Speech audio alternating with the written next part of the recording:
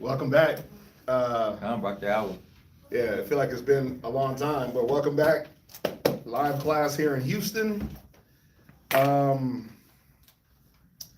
you guys already know, we have our schools in Virginia, Rochester, and also the brothers in San Antonio, right? So make sure you look in the description of this video. You'll get all the links to the different schools, to the kids class, to all the different social medias. If you want to help out with any type of alms or any type of offerings, that's in there. You want to buy, you want to buy your boy a cup of coffee or something, it's in there. You can hook us up that way. It's in there. Turn that down. I didn't get it. You didn't get that? You about to get it. Hold on. So yeah, just make sure you check the description of the class. Everything's in the description. Everything you need, all the contacts. If you need to contact anybody, questions, concerns. Make sure that y'all are being active in the chat. Oh, Bryce. First one online. Heard about you, Bryce.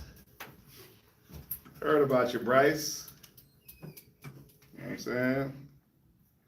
Oh, hot toddy in it. Okay. Makes sickness enjoyable. Yeah.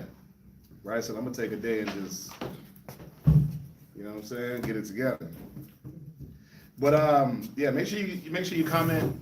You know, when you come in the building, say shalom, man. At least say shalom to your brothers, to your sisters. It's stalling for everybody to get on. Everybody forgot about us. Damn, they still do class. Let's get the link out. Yeah, let's get the link out. Got somewhat of a informative class today. Y'all see the title, right? No. The title should be there. It should say, what does it say? Somebody enlighten me. Complication.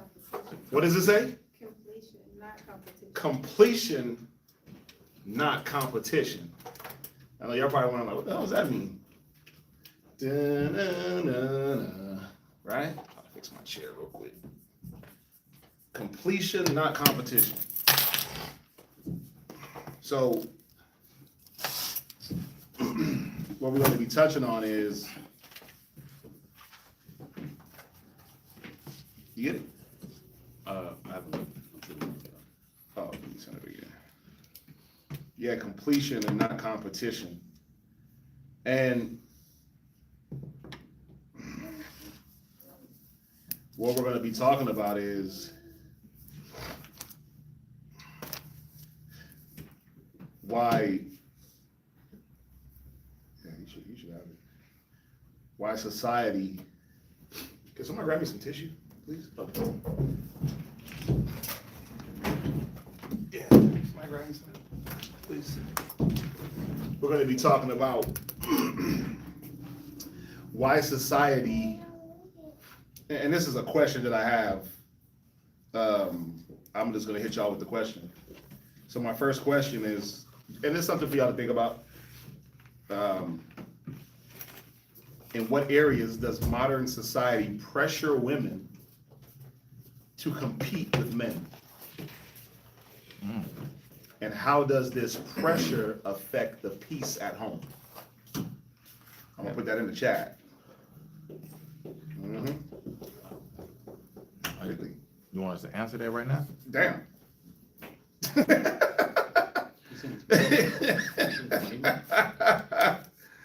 Oh, this brother said to you, yeah, I mean, you got an answer? Yeah. Pardon me, I'm coughing. It ain't the Topo Chico I just drank. It's, I'm just getting over a little bit of a sickness, so drink this Topo Chico. Ready for the answer?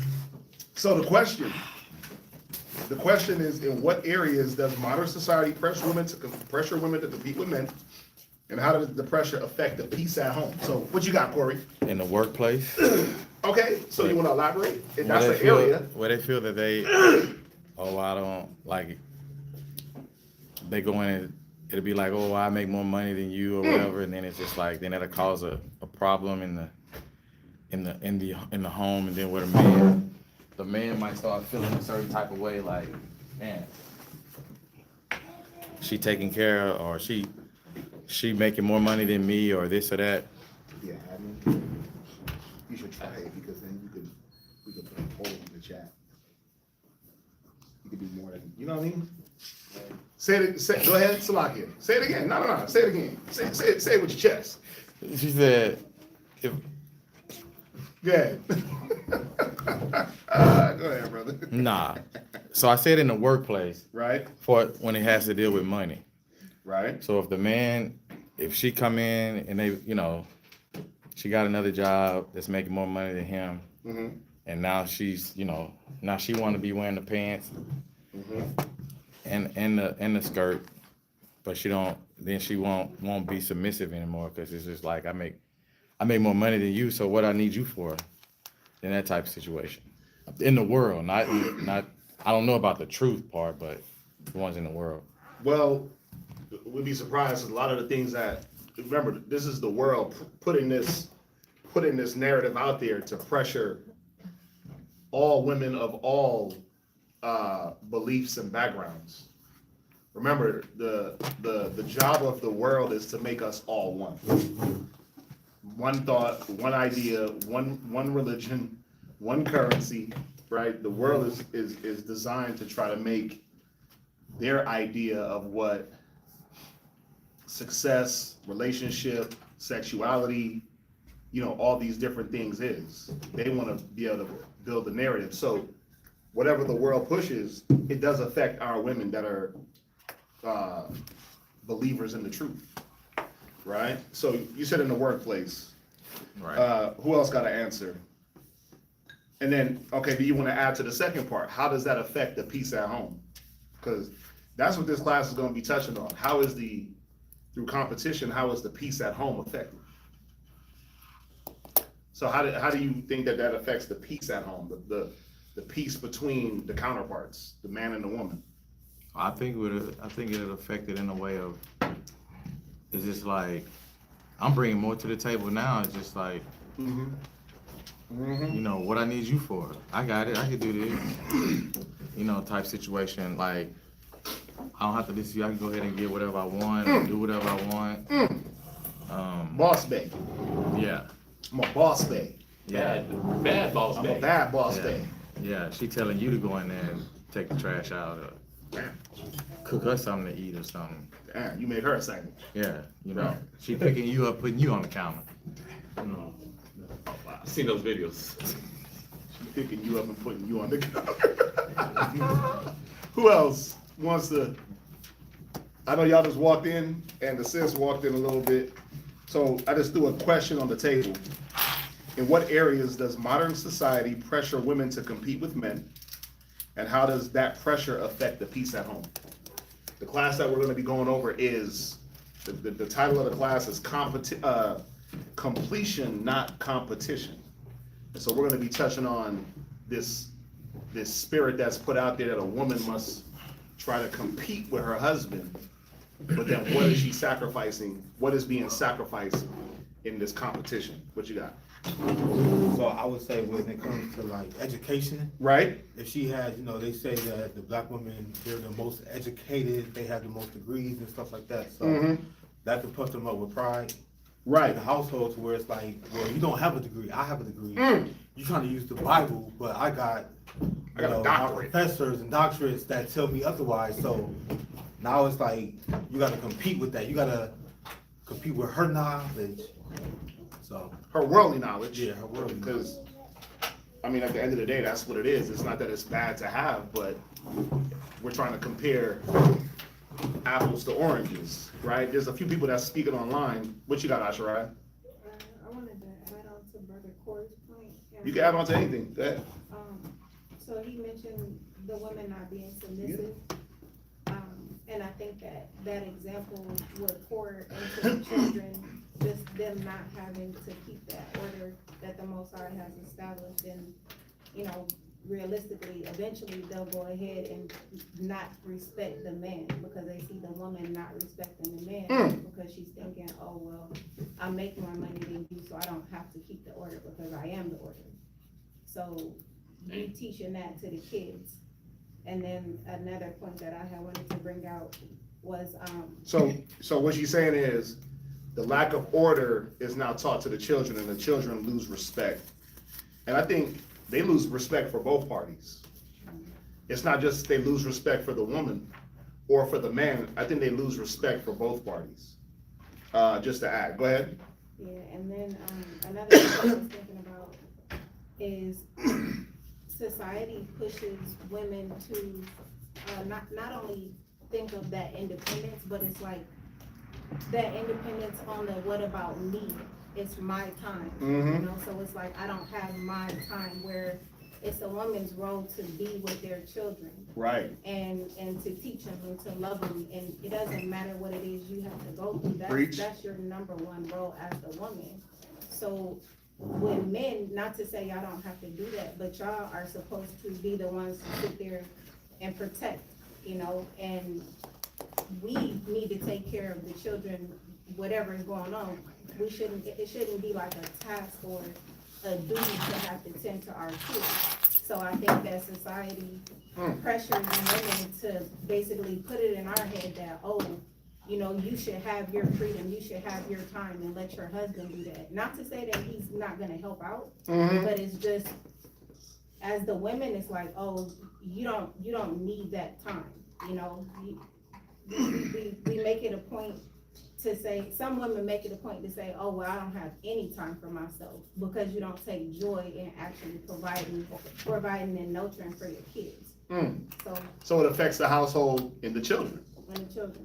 Right. Somebody says something. Adonai, it's like your title, it brings on competition, isolation, there's no unity. Right? Abadiah, if the daughter follows the tradition of mom, grandmother, then it can affect the household. Did you get that? I texted you. Bryce, piggybacking, nah, I ain't piggybacking over here. Piggybacking off what my dad said, nah, I'm joking.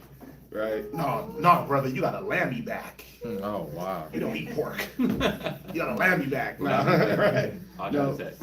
Huh? I got it in the text. Read.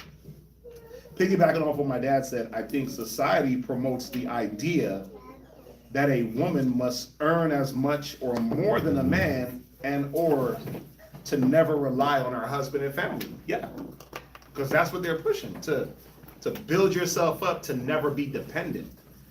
But to never be dependent means that you don't have to work with anybody. You don't have to depend on anyone and work cohesively with that person or a group of people for a set goal, because you can do it yourself. So it goes right back to what Adonai said, where there's this promotion of isolation and individuality. Khan? Khan. Shalom, brothers. Brother Moshe.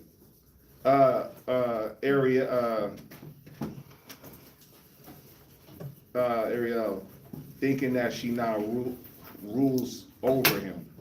Because that's what it's supposed to bring on.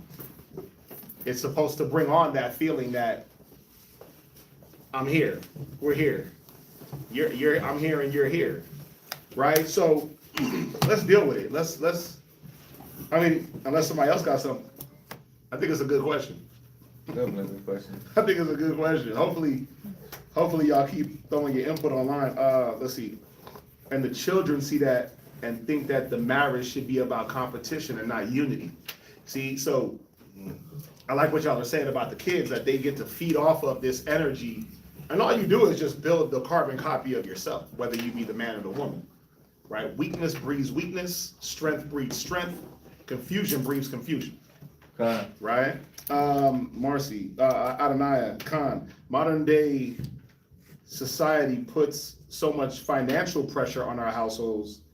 In turn, then the women force themselves into survival mode instead of remembering it's a partnership. Yeah, and y'all are just kind of touching on a few angles and aspects, because there's a financial, there's an emotional stability, there's a sexual, there's a children role. There's so many different aspects to this topic. I could probably do like a part 7. I'm gonna try to stick to a part 1. Right? I'm gonna try to stick to a part 1, and I'm not gonna make this brutal. Like, yeah, this is a woman's class, but there's parts in here where us as men, we got to be able to see what's going on too, and be able to apply it to ourselves. So this ain't gonna be, this is we guys should just talk. We about to chill, kick it. We just got back. They out there doing New Year's. Church is full today. Drove by like 3 churches, packed. I was like, wait, what's going on today? Then I was like, oh, New Year's and Easter. That's 8 times. The church was packed. I'm like, ain't no church packed on a Wednesday night, but it's New Year's. So, they got to, New Year's resolutions. They doing their thing. We're going to do our thing. So let's go to Genesis real quick. And let's explore. And I want you to put the first point, the curse of competition. The curse of competition. You want to put the point inside the chat? Did somebody say something? No, you said you wanted to poll. Are you online or are you on the app? I'm on the app. Nah, you can't do it from the app. See, when you're online, you can, like in the chat, you can put polls, you can put questions. Oh, I could have put that question and it would pop up in the YouTube. We had a computer. okay. Yeah, I need to bring my tablet next time. I know I can do it. So what's the first point? The curse The curse of competition. Go to Genesis 3:16. Kind The curse of competition. of. The book of Genesis, chapter 3, and verse 16. Right, because when exploring any type of issue, where do you want to go? Like if a tree got a problem, do you go to the branches and the leaves, or do you also want to explore the root? We want to go to the root of the problem and figure out where did this start? Like, how did this mind state come about? Right? So read Genesis 3:16. You got to pay attention because we're going to go into some Hebrew and things like that to understand what the scripture is saying. Go ahead. Unto the woman he said, Right? I will greatly multiply thy sorrow and thy conception. Go ahead.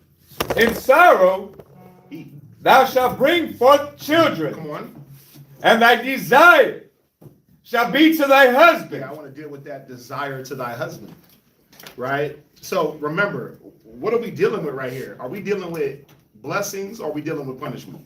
Punishment. Dealing with punishment, right? When we read the serpent, he gets his, Adam gets his, then the woman, she gets her punishments for what?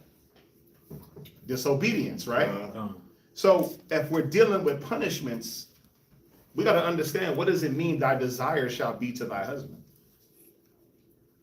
It's a good question, right? Right, because that's not a blessing.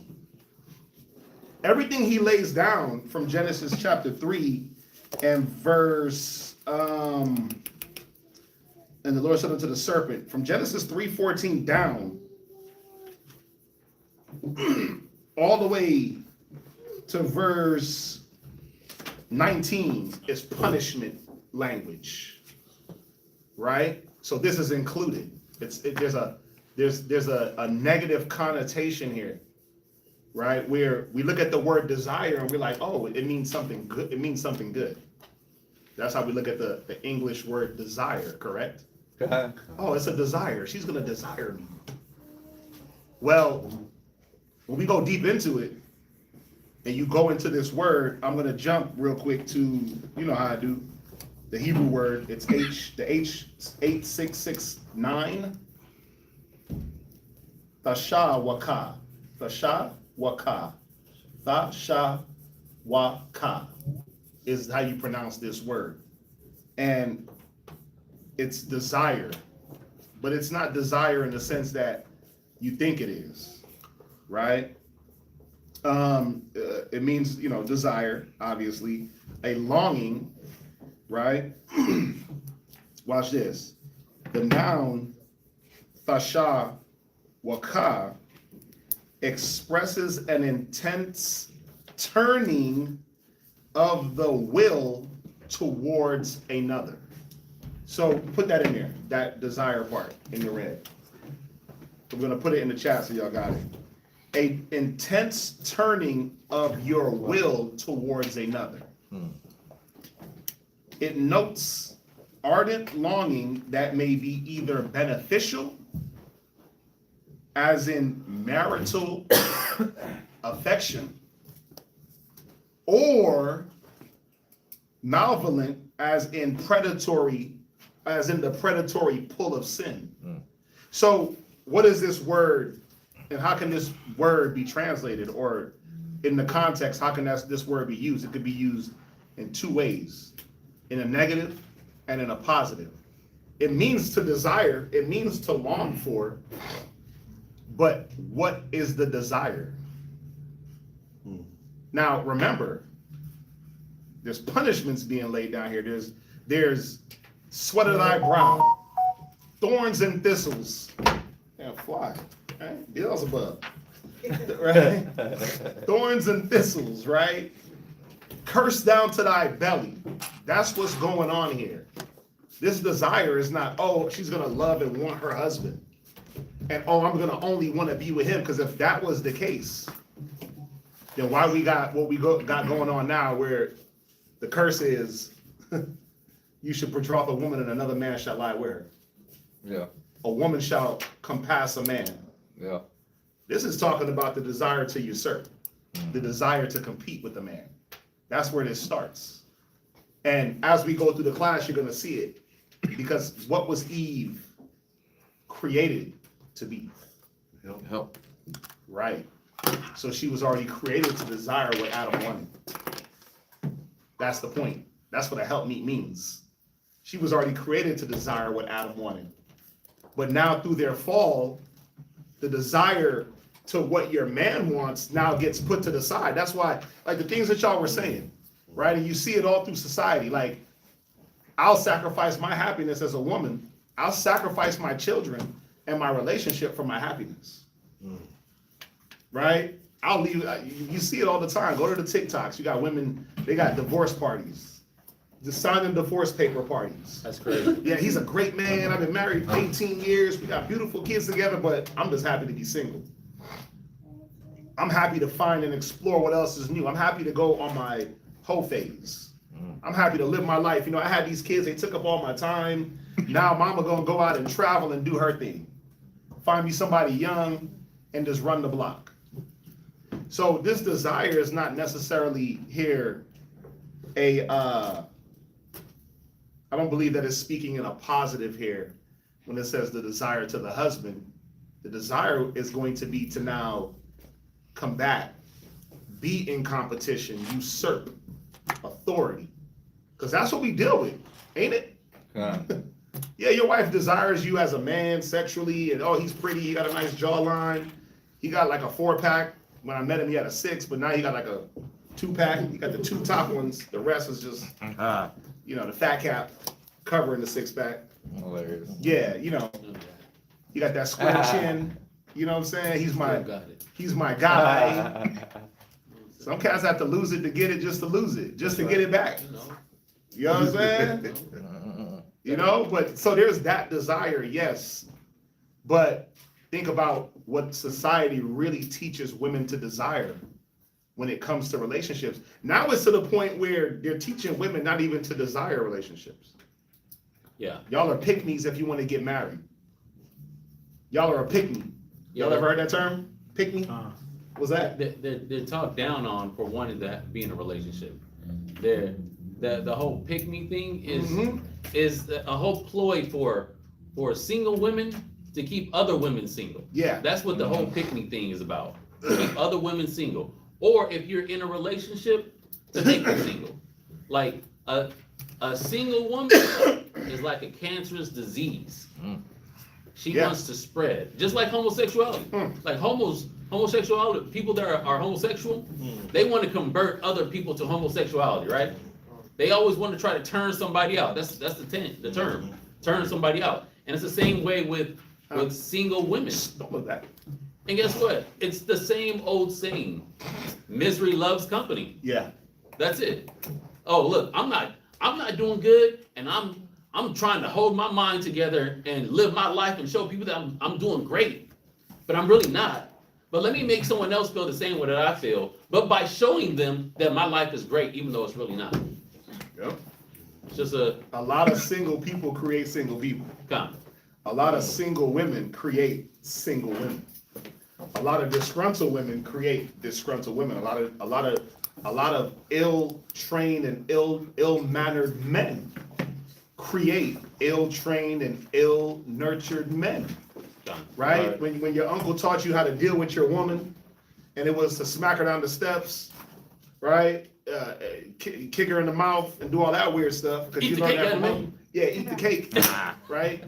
When the uncle taught you that, because that's how he dealt. So he just smack her. Then you trying to smack her. This ain't 1970, where they was smacking women on TV.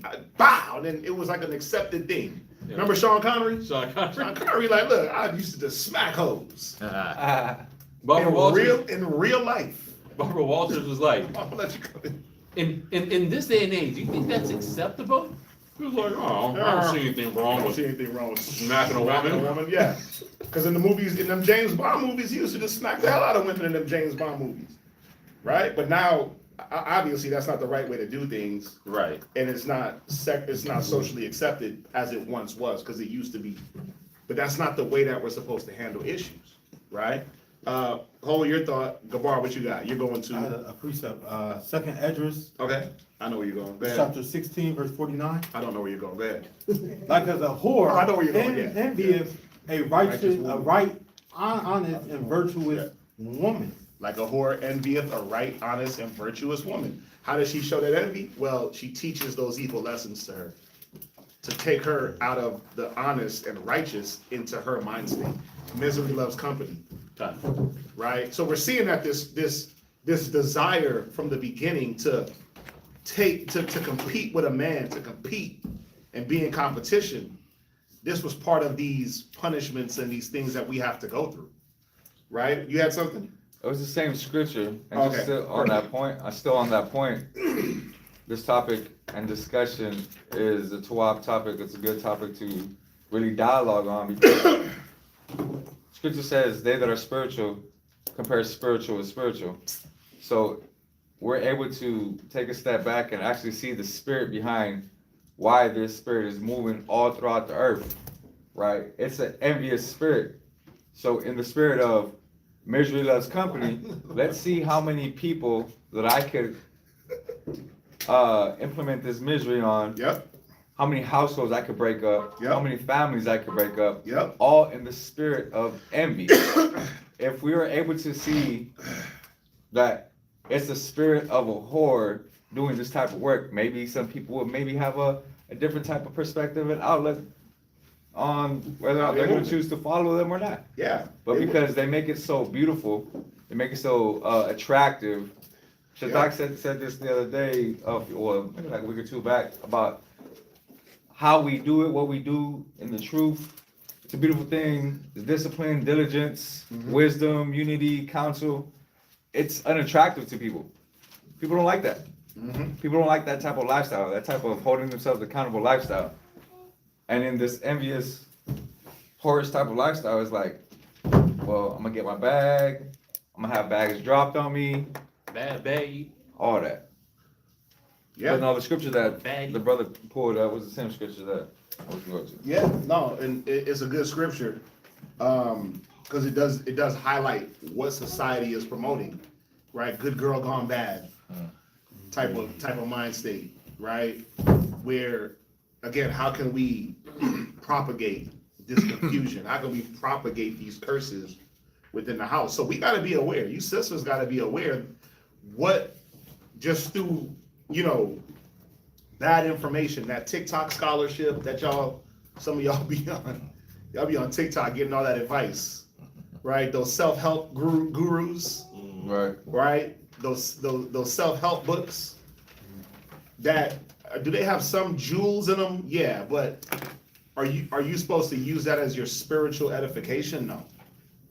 No, there's nothing wrong with a self-help book if you know how to pick the bones and get the good parts and throw away the trash. But a lot of it is trash. So you would be better off, you would serve your purpose a lot better just sticking to the scriptures Yeah. or getting solid counsel, right? But a lot of us, we like to slide the Bible to the side and we got to dive into, you know, what society is thinking. What are the societal norms? What does TikTok got to say? What does the YouTube community got to say? What is the Snapchat? And they all got something different to say. TikTok is his own world. Yeah. TikTok is his own world. YouTube is his own world. It's its own damn society. Snapchat is his own society. Facebook is his own society. And they all got an opinion on these things that affect us dearly. Yeah. Right? So That's why the algorithm on topics just be flying. yeah. So this is the mindset. If someone's on that social media and everything like that, that's all that's gonna be fed into. So that much more they're gonna act out what they're seeing and hearing. Yep. So did we read that? Thy desire? So read it again. Genesis chapter 3, verse 16. And watch, I'll show y'all that there's a few different just translations on this scripture due to the word that's being used, right? Go ahead, read it. Unto the woman he said, I will greatly multiply thy sorrow and thy conception. Right. In sorrow thou shalt bring forth children, and thy desire shall be to thy husband, and he shall rule over thee. Right, but he's gonna rule over you, right? What do I want to look at? I want to look at a few verses, because there's a few verses that do translate it that the desire is to usurp. I should have had it written down. Salakia. In the translation, it says usurp. There's some translations that translate it in that way verbatim because of the fact that this word, you got to put it into the context. The context here ain't positive. That's the thing. The context here ain't positive. Ain't nothing positive being told to them. They got taken out of positivity. That's how you got to look at that. They fell. So now they're paying the price for the fall. So nothing here that the Most High is teaching them or prescribing to them from from verse 16 or 14 down to 19 is positive. It's all the opposite of what they've been dealing with, right? So I'm sure y'all could look at that verse in different translations. I don't want to waste too much time on this. NLT. The NLT, right? Yeah, NLT is one. What does it say? Then he said to the woman, Yep. I will sharpen the pain of your pregnancy, Go ahead. and in pain you will give birth, Uh-huh. and you will desire to control your husband. You will desire to Okay. control your husband, Yeah. right? Your desire. So to control a man, you got to compete with him. You got to compare yourself. For a woman to control a man, she has to one-up him and put herself in that preeminent position. It's not a positive. Go ahead. But he will rule over you. But he will rule over. Why? Because that's going to be the natural position of a man anyway. That's the order that the Most High laid down. Remember, they broke rank when they disobeyed, and then things were out of whack ever since then, where men had to fight. One of the things that he told Adam was thorns and thistles shall the ground bring forth. Right? Well, just think about a woman, if she's that possession or that ground, she was going to bring forth thorns and thistles. Right? Because why? That's the fight that we have to go through now. Right. So I'm going to go to the next point. So that was just point one. Hopefully y'all are with me. Alright. But that As competition grows, things around you die.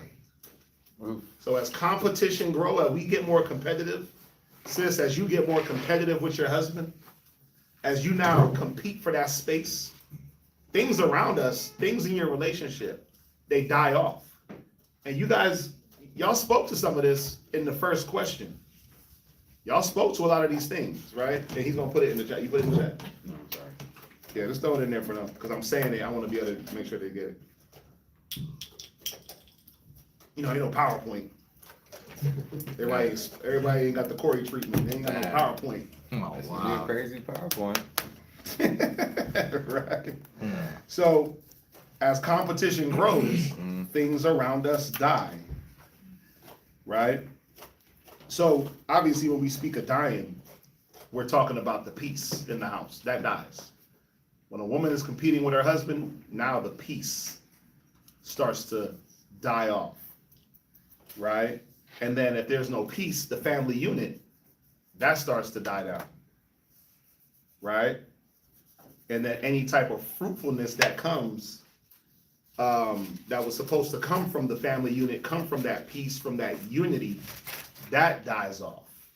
So we see, literally, the whole household is killed off through competition. Because now it's me versus you, and it's a fight to the death. That's what competition turns into. Yeah.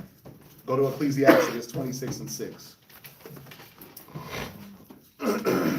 Ecclesiastes 26:6. And real quick, before we even go there, do y'all agree? Those of y'all online, do y'all agree that these two things have something to do with each other? If the competition between a man and a woman revs up, the important things start to die. The joy, the peace, the love. The scriptures say, live joyfully with the wife of thy bosom. But how can a man live joyfully with a woman that he's constantly having to compete with? Or that he's constantly having to reaffirm his position because she wants to take the position? How can a man live peaceably with that? But not just any man. How can a man of the Bible, a man of the Most High, a man of order, structure, a man of communication, a man of unity, how can a man, right, of those characteristics have peace and joy with you? And truthfully, even though you're gaining the upper hand, quote unquote, you're not really gaining. You're not really gaining as a woman, even though you're competing and you're gaining control, you're desiring, right, that control. When you go into the root word of that word we looked at, right, the root word means the root word means to overtake or to drown out. Yeah, the root word, I didn't go into it. The root word is, I'm gonna go back. The root word is shawak, run after or run over. That's what it means, to run over. So it really goes into this implication of the riverbanks overflowing with water. Doesn't that overtake the riverbanks? Like if I overfill this cup, isn't the cup now overtaken? Is that a good thing? No. Right. So it goes into this mind state of running over someone, right? Running to or running over. That's the root word, right? So, I mean, what do y'all think? Do y'all think that this has, it was like Khan, okay, Khan, I would imagine so. Yeah. Yeah. So, yeah, what's up? You know, so this was some extracurricular reading, and I feel like it goes with what you're saying as far as a woman, they have different strengths than a man that a man may not have. We got different strengths, and Right. in this reading, it speaks on how a woman could use her strengths. It says, women, my children, since they have no power or strength over man, they use wiles by outward attractions, that they may draw him to themselves. And whom they cannot bewitch by outward attractions, him they overcome by craft. Is that the Josephus? What is that? No, it's not Josephus. Sounds familiar. That's the book of Maybe I Shabbat. read it to you. That's the book of Shabbat. All right, you know, I'm an unknown author that people like to Shabbat 1 and 1. consume my literature. That's Shakah. Right. Chapter 1, verse 2. The guy should die. But it's saying that, you know, through manipulations, through different ways of weakening her man, you know, weakening his hands, weakening his ambition, instead of help push him forward, she want to hold him back. Damn. Instead of letting him do the things that he needs to do to propel the household forward, you know, no, the household don't need to go forward. We need to just be comfortable with you under me and doing what I want you to do. Just different, and it's slight Or we only go forward if I'm happy. if I'm happy. If my happiness is fulfilled, that is us going forward. Right? So it's how the mind is positioned in this situation. Con. No, for sure. That's it. Oh, that was it? Right. And right to the point that he's talking about, we're about to go into that part. Go to Ecclesiastes 26 and verse 6. Ecclesiastes chapter 26, verse 6. Right? But a grief of heart Right? as sorrow is a woman that is jealous over another woman. Right. So we know that, in the context, this is talking about a woman being jealous over another woman, but the point that there's jealousy, that literally starts to destroy things, because you'll have women that are jealous over their husbands.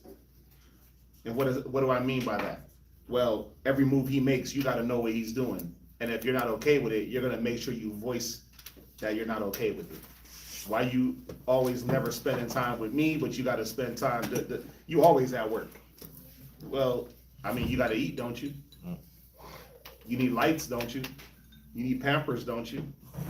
You got to get around, right? Gas don't just pop into the tank because you guys hugged each other today. Like, he spent time with me today, and so our gas tank is filled. Spilled on love. That's not how like society works. Like, it don't work like that nowhere. Right? Where you can just sit at home, be up under each other, and then somehow just be filled with gas and food and diapers, and everything is all rent's paid. No, somebody got to get up. You got to get from up under each other, and somebody got to go out and make money. Right? The man has to go out and work. The woman has to go out and work. Well, but she can be like, well, I'm making the money, so you can be up under me. Yeah, that only lasts so long though. That's a cap, right? Because then after a while, now the talking point is, once you get sired, the talking point is you don't do nothing, or I pay for everything, right? And then now you got something to hang over a person's head. So it's always better to make sure that things are equal. That way, down the line, when a person's feelings start to change, they can't have these talking points. And that's what happens too, and it starts to destroy the relationship. Go ahead.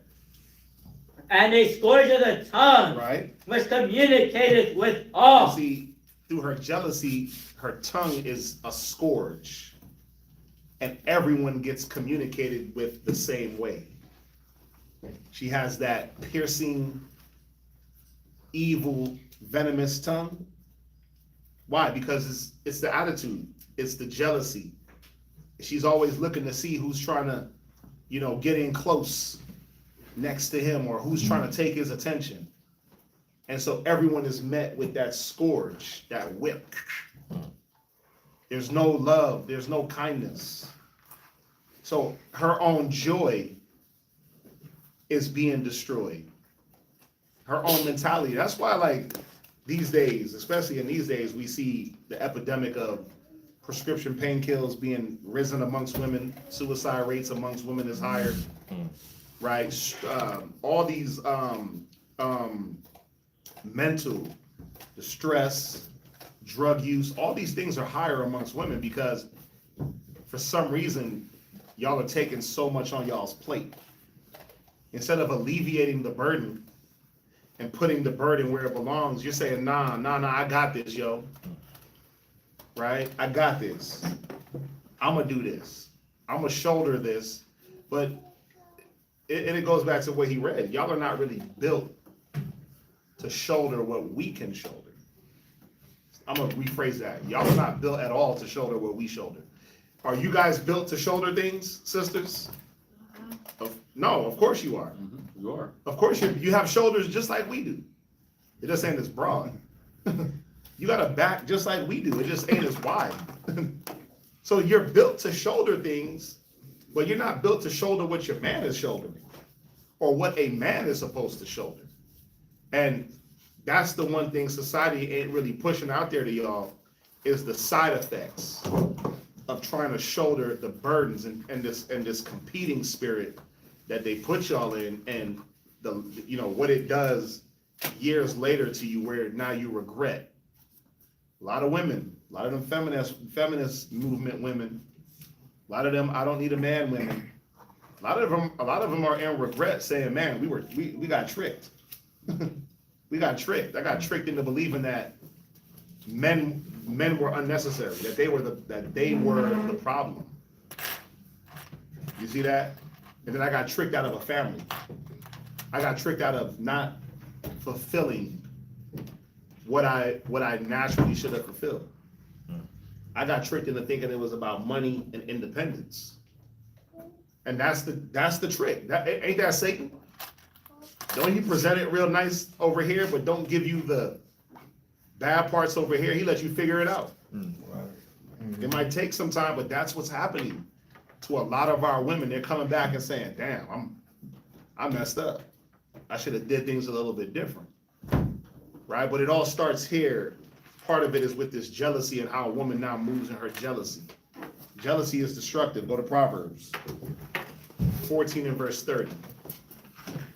And anybody can interject at any time if y'all got a thought. I mean, you know, this ain't, I don't want to just give a speech. Yashikar.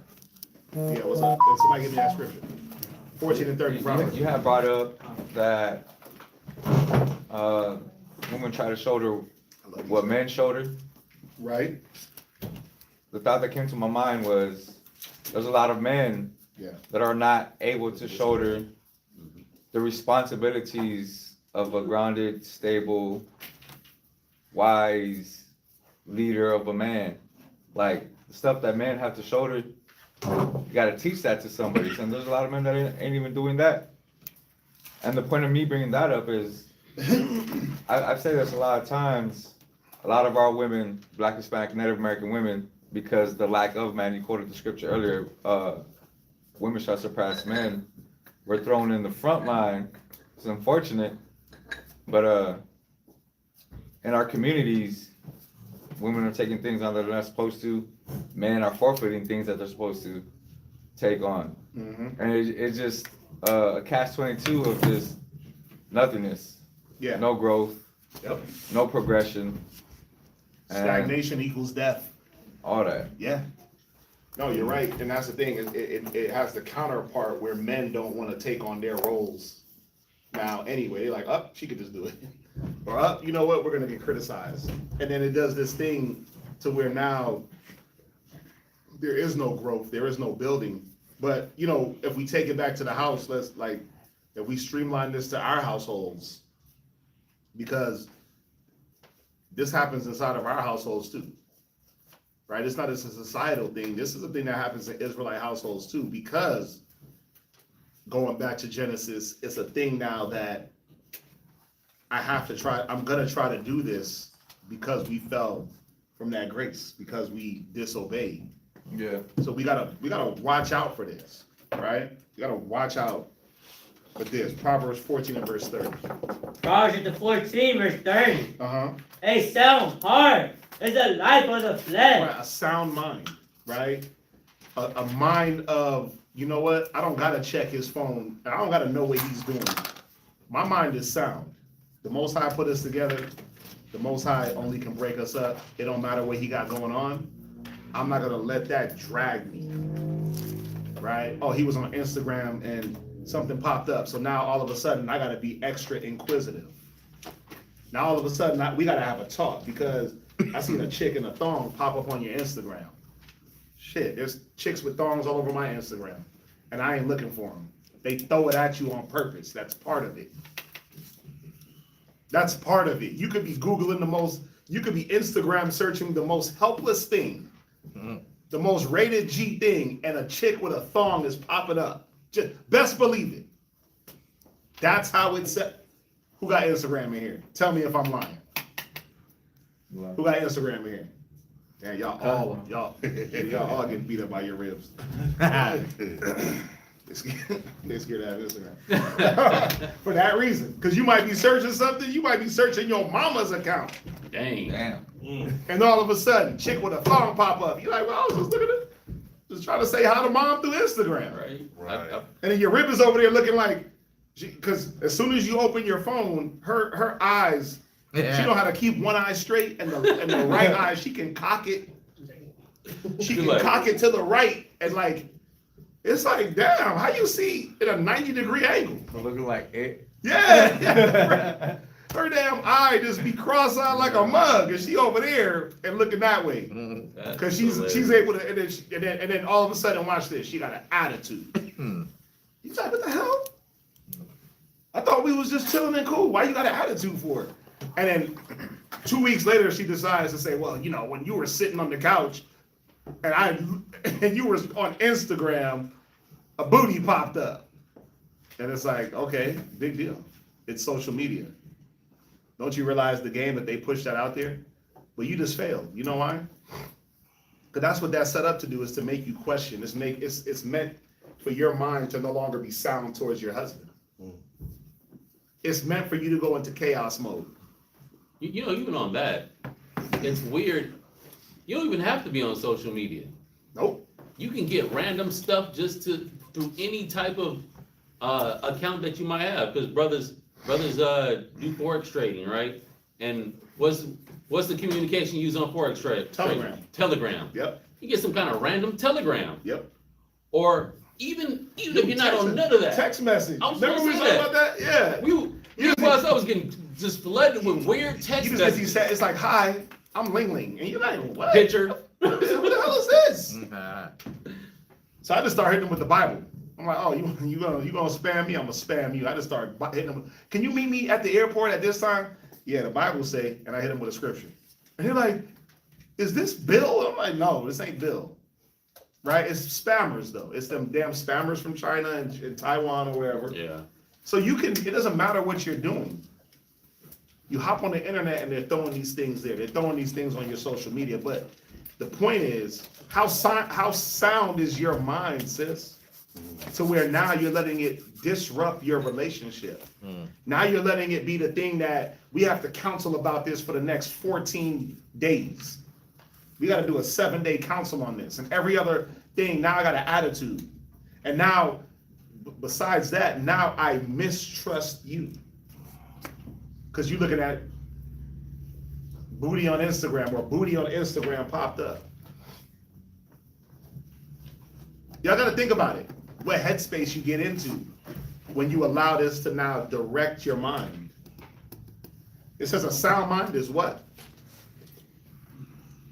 A sound heart is the life of the flesh. That's the life of the flesh. That's why some of y'all be looking wore the hell down. Yo, I'm sorry. Y'all look like 20 years old. Than what you actually are. You know why? Because you're letting your mind break down, and then it breaks down the flesh. Don't it say that in Wisdom of Solomon? Say the spirit weigheth down the body, and the body weigheth down the spirit, the earthly tabernacle. Right? So some of y'all look so weighed down, and that right there proves you can't hold the weight. You can't even hold the weight of Instagram. You like the little 15, 12-year-olds that when they get on Instagram and they see something or somebody shames them, they just losing it. Kill themselves. Yeah. That's what it goes to, where you get into this mind of death. That's what jealousy propels. Read on. But envy, the rottenness of the bone. It's the what? Rottenness of the bone. You know, for something to rot out, it takes time. It's an accumulation of time for something to rot away. But we can see the slow rotting of your spirit daily. Because then now the way you interact with not just your husband, but with the people around your husband starts to change too. The way you interact with brothers and sisters is very sharp and very snarky. Very, like the scriptures say, like a scourge. Everything is just a short, yeah, shalom. No. It's like, that what's going on with that sister? And then it's like, well, this is one of her better days. It's like, wait, what you mean this is one of her better days? Like, damn, it gets worse. Y'all gotta really reevaluate what this jealousy does. Because then now, who picks up on it if you have children? The children. Y'all talked about it. Y'all all said it. Children pick up on it. They pick up on that spirit. Gone. Right? And then all they're going to do is, you think, oh, because they pick up on it, they're going to be like that towards dad. Yeah, they'll be like that towards him first because they see you doing it. But wait till they get old enough to start being like that towards you, mom. When they see that you disrespect dad and they see that they can disrespect you. And a lot of times you don't realize that. The way you carry yourself is the way somebody's going to carry themselves towards you. Just a matter of time. And we see it all the time. A person that is envious and jealous is going to be envious and jealous, not just over one situation, but of all situations. Right? So, you know, you just gotta see, like, you're trying to compete with the very thing that's you guys are supposed to work together. What does that do for the relationship? What does that do for the household? Well, it destroys it slowly. It's a rotting, right? Remember, it says wisdom buildeth her house. She setteth her pillars. She hewed her pillars. She mingled her wine. She setteth her table. Well, that jealousy starts to rot those pillars that the house is supposed to be founded on, right? Those pillars are supposed to be wisdom, knowledge, and understanding. But here comes this jealousy demon to do what? To rot away the wisdom, to rot away the understanding, to destroy that sound mind. Yeah.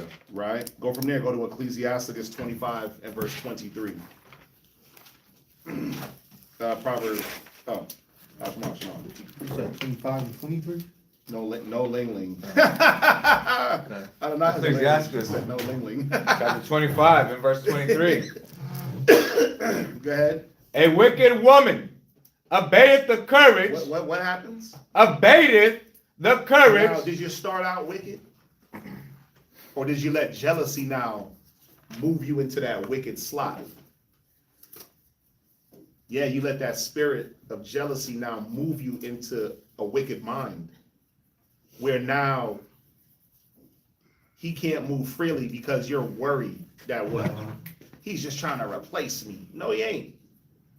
If he's a god, like, because the first thing I would ask is, hey, is he a godly man? Do you believe that the Most High gave you a godly man or a wicked man? And if you say that he's a godly man is not trying to just replace his wife. Hast thou a wife after thine own mind? Forsake her not.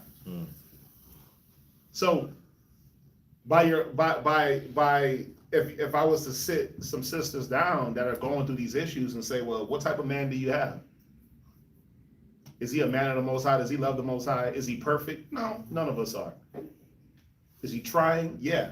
Do you believe that he's a godly man? Yeah. So then why do you think he's trying to replace you? Where does a godly man do that? And so in your, I can't be replaced, I won't be replaced, I won't be put on the back burner, nothing comes before me. What do you start to do? Read it again. A wicked woman. You become now wicked because you start to stop his progress, which in turn stops your progress, which in turn hinders the family. Go ahead. Abateth the You courage. start to take his courage. How? How do you take the courage? There's something that women have that you could destroy a man's confidence. The stroke of the tongue. The way you talk to that man. The way you talk to that man. He getting ready to get up. He's up, he's dressed, he about to go fight the world. You wait till 5 minutes before he got to walk out the door to get at him. You wait till 5 minutes before he can talk to you about. Yeah, you wait till 5. No, and it's not like like, hey babe, I just wanted to wish. It ain't like, hey babe, you about to go conquer the world. You know what? You're such a great guy, and the kids love you. And hey kids, come tell your dad you love him and cheer him on. It's like, what? You about to go talk to that bitch? Oh. Hell yeah, I am. And you like, God damn, nigga, I'm about to go to the mall. Like, what are you talking about? If anything, I'm about to go talk to a lot of them. Yeah. But then now that's gonna be on your mind walking out the door like, damn, this what this chick thinks about me? Yeah. This what she thinks about me? Cause that's the coldest part. The coldest part is psychological. When you gotta question what your husband thinks about you, when you gotta question what your wife thinks about you. And it's not godly, it's not what we promote as Israelites. Like, if I had to sit around and think like, damn, does my rib just think I'm some type of just nigga? Like I'm just some regular dude out there, like just or you know, I'm just trying to be some regular guy. Does she look at me like that? I would sit here and really beat myself up. I would be beating myself up like, man, I wonder what, like, that's how she feels about me? Like, you feel like that about me? Sometimes that's hard to swallow, especially for men. Like, come on, we like the ego to be boosted a little bit, but we also don't want to be looked at or felt like someone's looking down on us for negative when that's not what we're trying to do at all.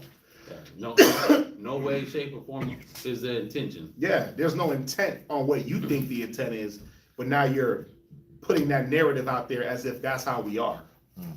Oh, you're always like this. See, you always. Since that's how some women talk. You talk as if everything's a monolith and you broad brush everything into one. And then it's like, now we got to take the time to untangle. But that's because there's a jealous spirit and not everything looks the same to you. Everything looks like it's trying to threaten what you have.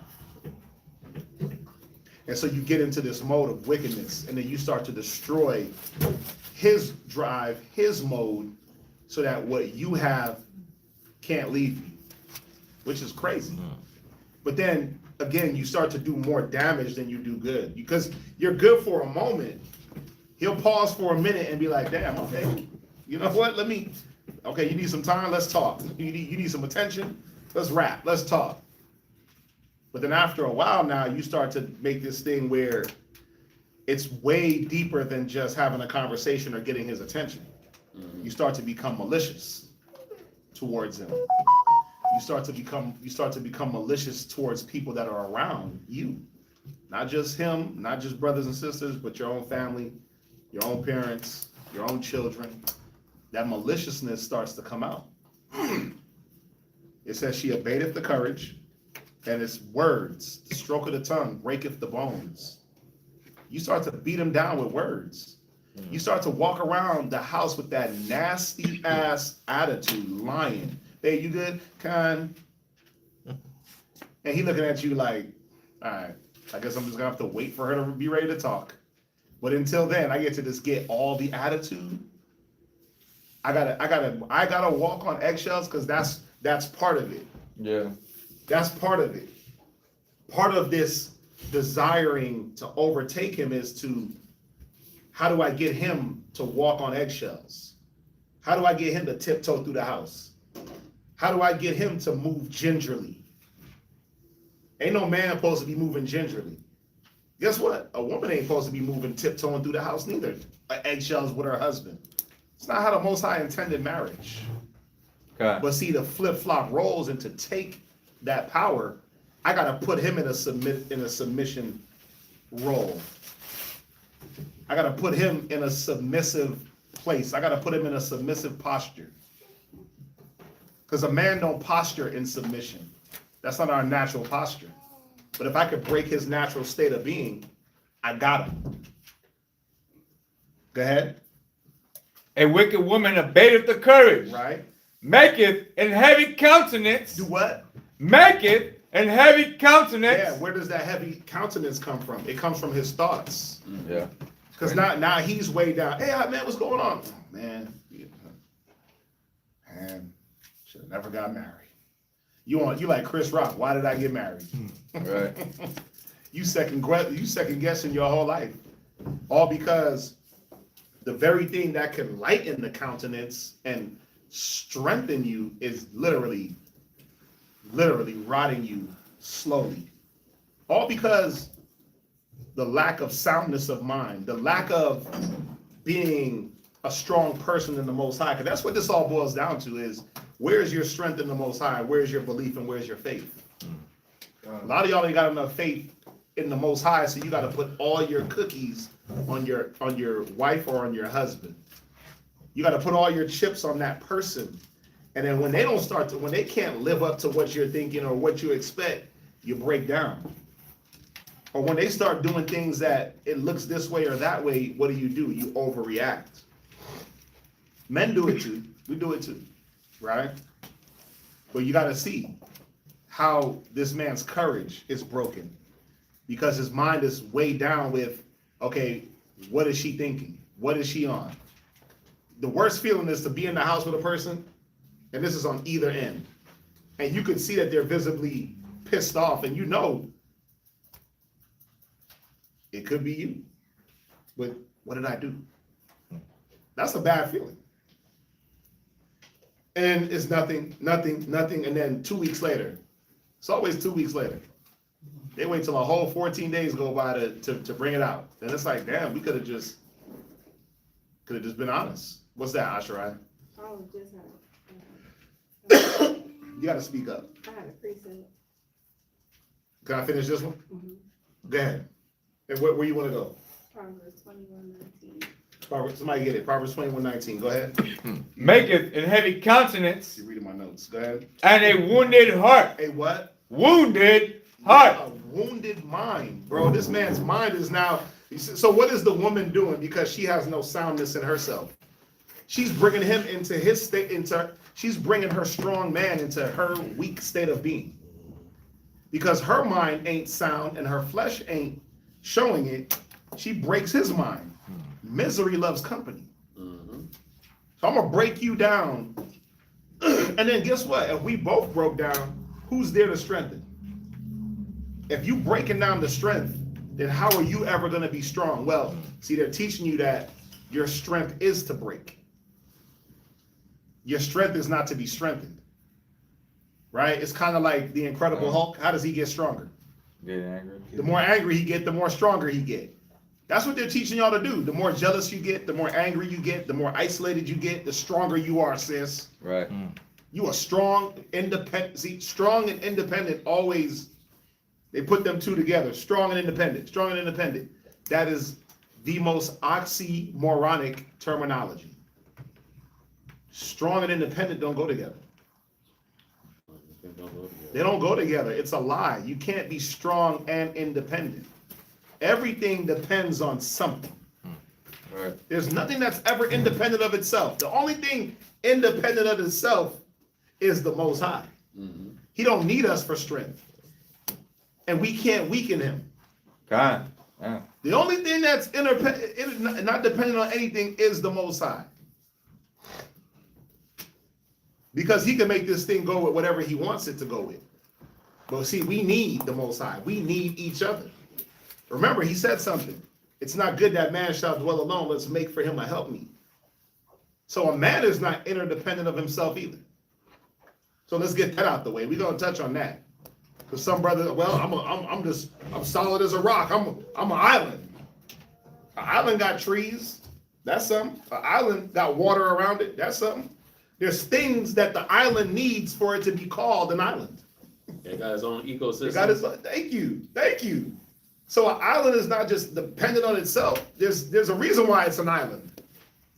Because it has things that make it an island. It has things that add to it to say, hey, this is an island. As opposed to a plateau or a peninsula. Y'all Right. see that? Yeah. Read on. A woman that will not comfort her husband Right? in distress. No.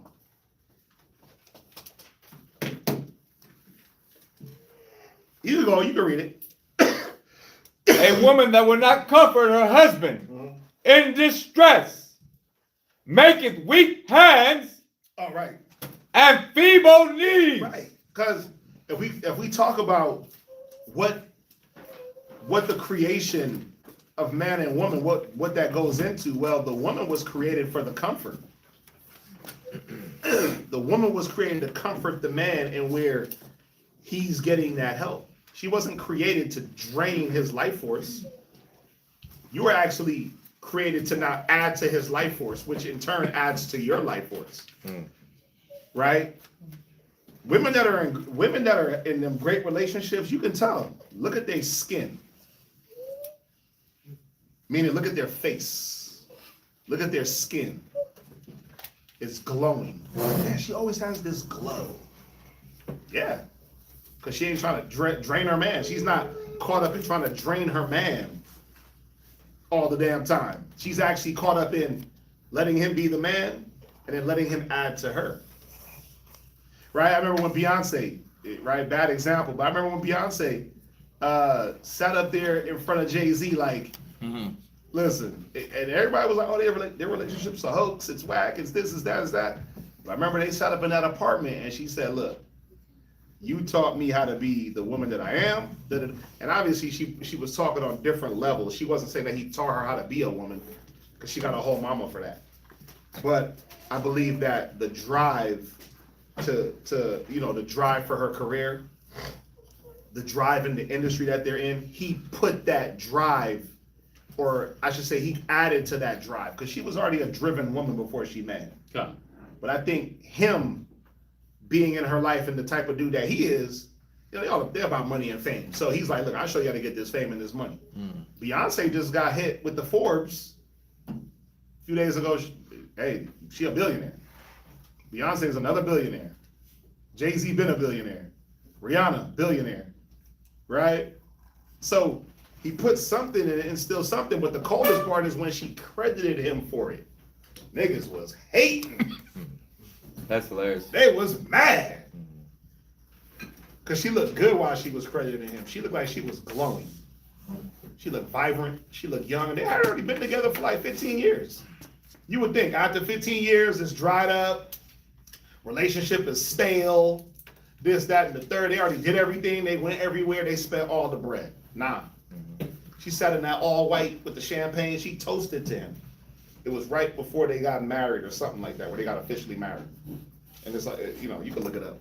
But she basically toasted to him and said, look, I'm the way I am because of you. And she gave him the credit, right? And she looked good doing it. She didn't look forced. She didn't look dry. She didn't look crazy.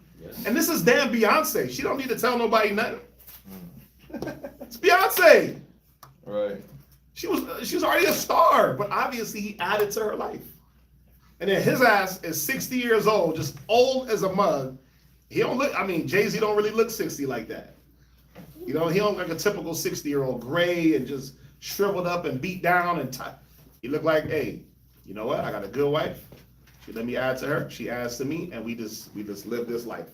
Obviously, we got money, so we can do, we can do all those things, but still, people with money, you always see them the ones breaking down. Right. Right? So we gotta tap back into how the Most High set this thing up to make it work in a way that it was supposed to fuel both parties. That's what the whole point was. How does both parties benefit in a relationship?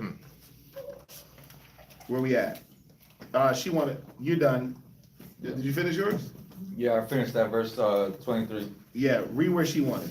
This is Proverbs chapter 21, verse 19. It is better to dwell in the wilderness. Damn, dude, she stole my scripture. So my next scripture was Ecclesiasticus 25 and 16. I'd rather dwell with the lion and the dragon than keep house. Anyway, go ahead. Verse 19. Right, It is better to dwell in the wilderness That's in my notes. than with a contentious and angry woman. Yeah, because what does that contention do for the relationship? Well, it destroys it. It breaks it down. It takes away the joy. It takes away the peace. Right? And now we're constantly trying to figure out how to get out of contention mode. Can I read this in NLT? Yeah, what you got? It says, it is better to live alone in the desert Yeah. than with a quarrelsome, Damn. complaining wife. Yeah. Done. I'm always complaining about you. I'm always finding some way to drag you down instead of build you up. I'm always finding some way to quarrel about something. Yo, sometimes you gotta let bygones be bygones.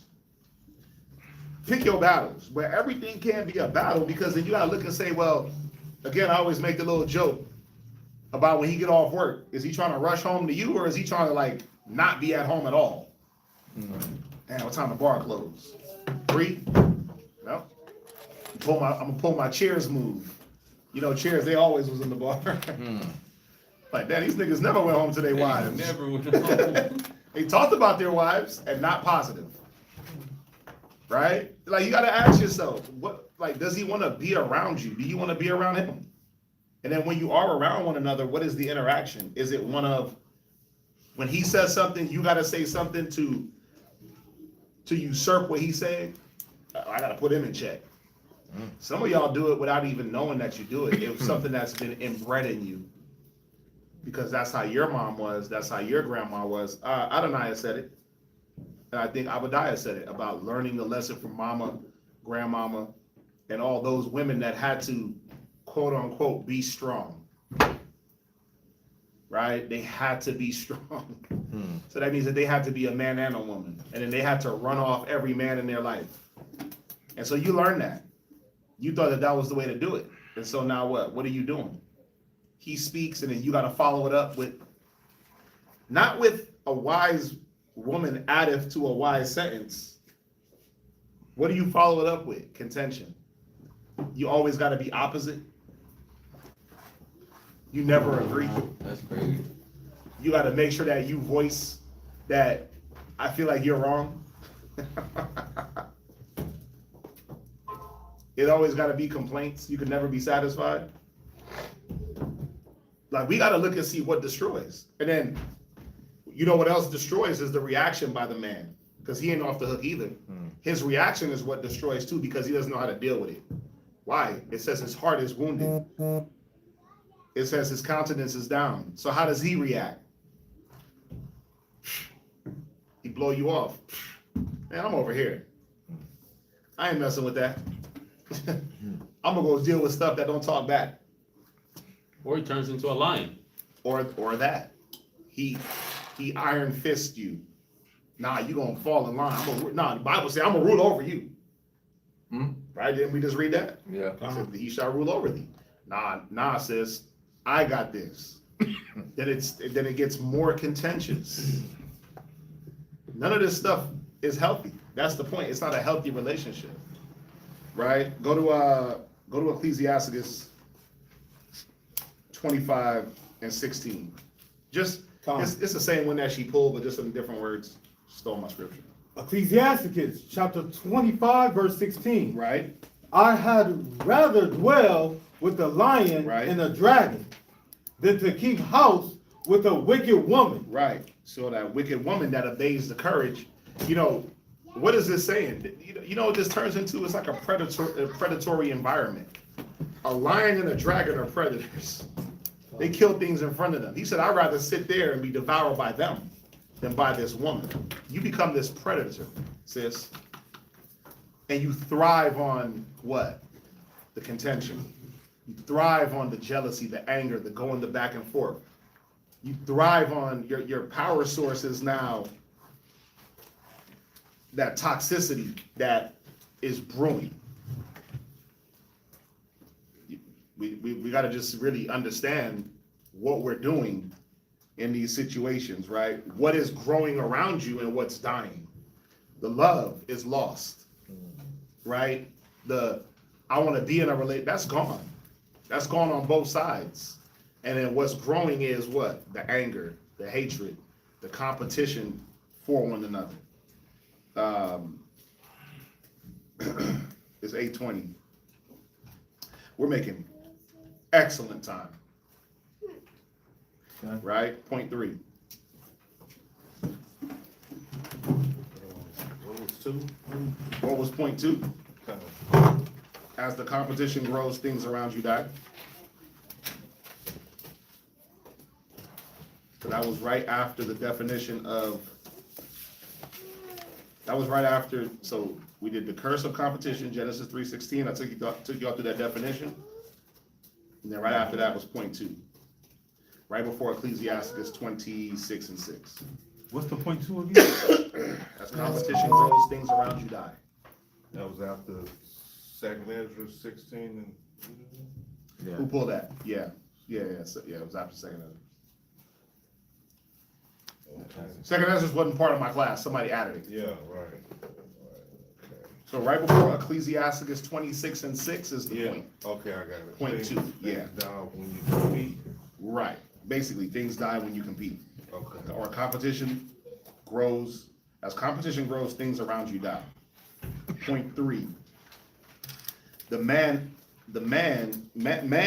as the completion, not the competition. So your husband is not your competition. He's actually what completes the puzzle. Man as the completion, not the competition.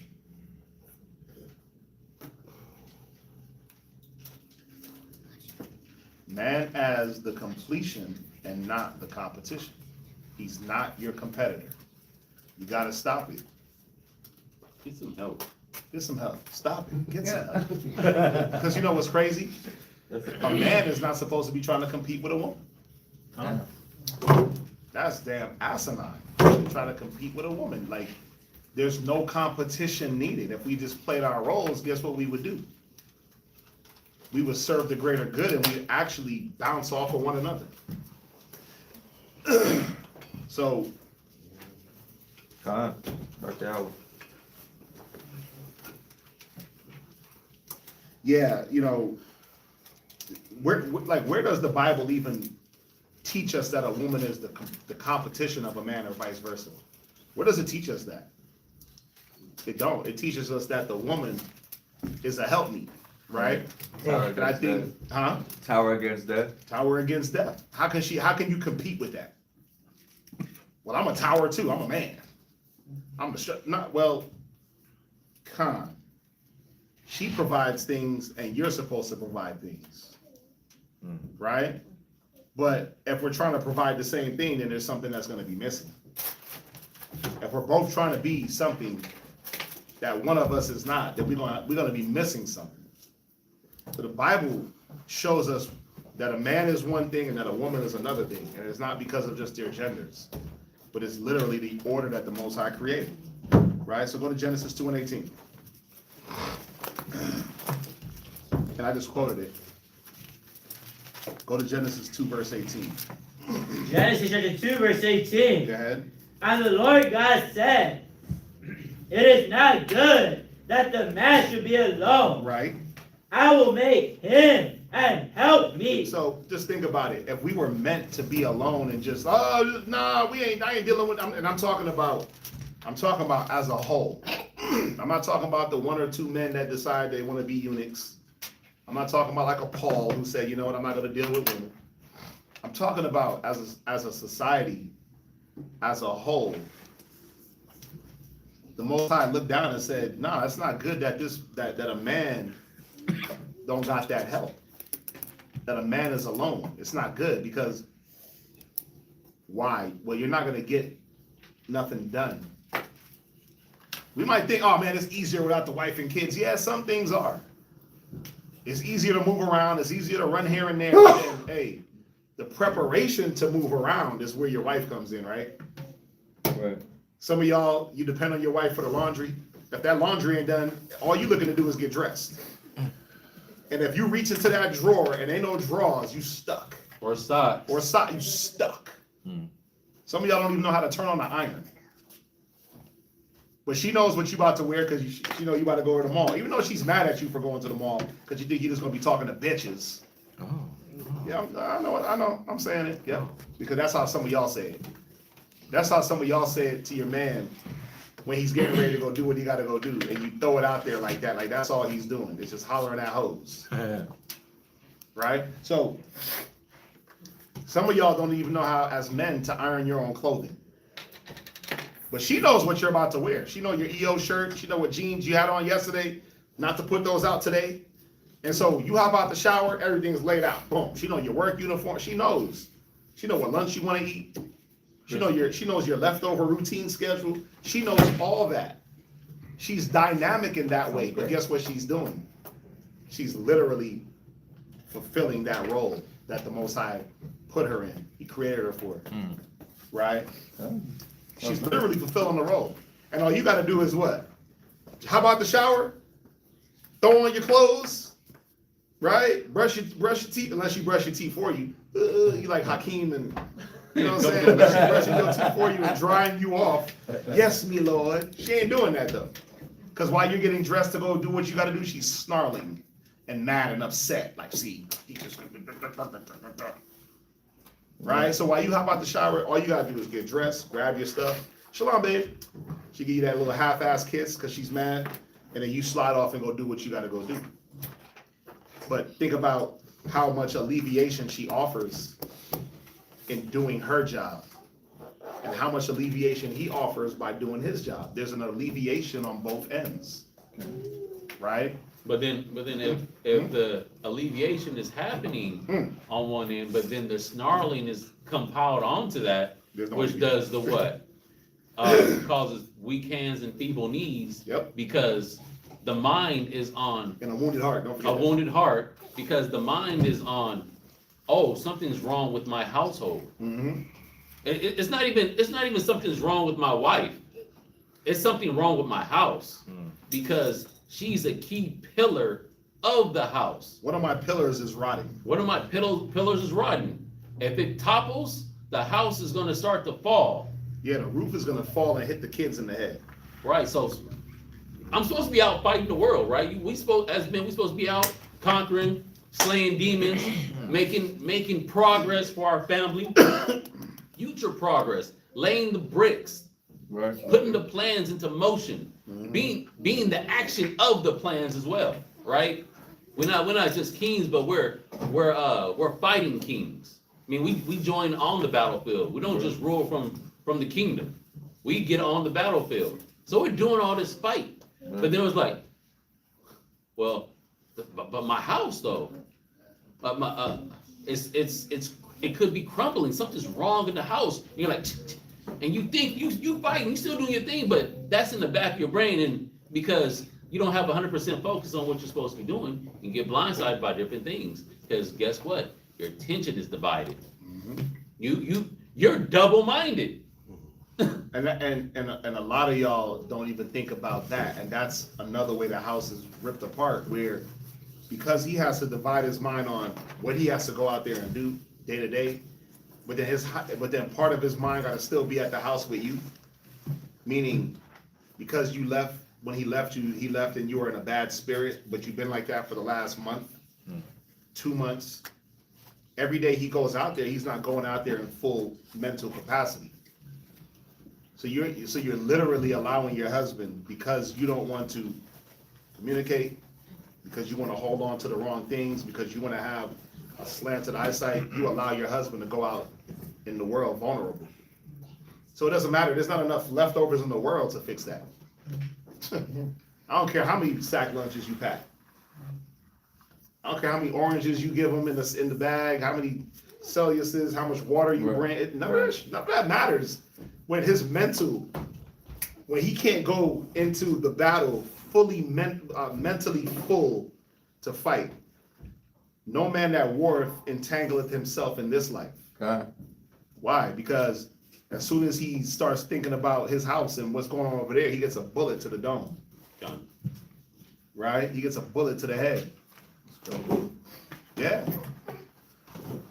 But then here's another thing, another dynamic. You're out there fighting, right? Right. And you know how to compartmentalize. Yeah. I'm gonna keep that home stuff, that drama, that whatever else is going on outside of my duty and responsibilities. I'm gonna put that to the side, and I'm gonna put in 100% focus, dedication, and effort.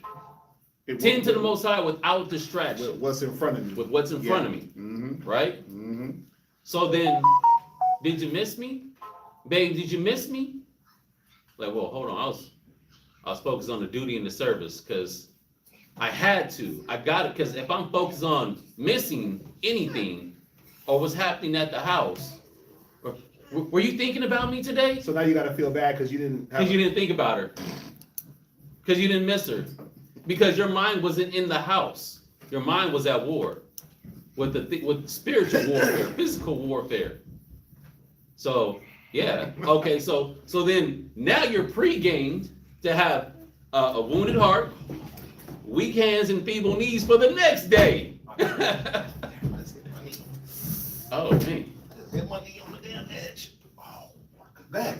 Yeah, you're wounded for the next day instead of being strengthened for the next day. And guess what? You got to try to prepare your mind and go back out and refight this battle, the next battle, in this long-standing war of attrition. Because this is war we're in. The war is not over, gentlemen. It's not. Nope. We're still in the thick of it. Yep.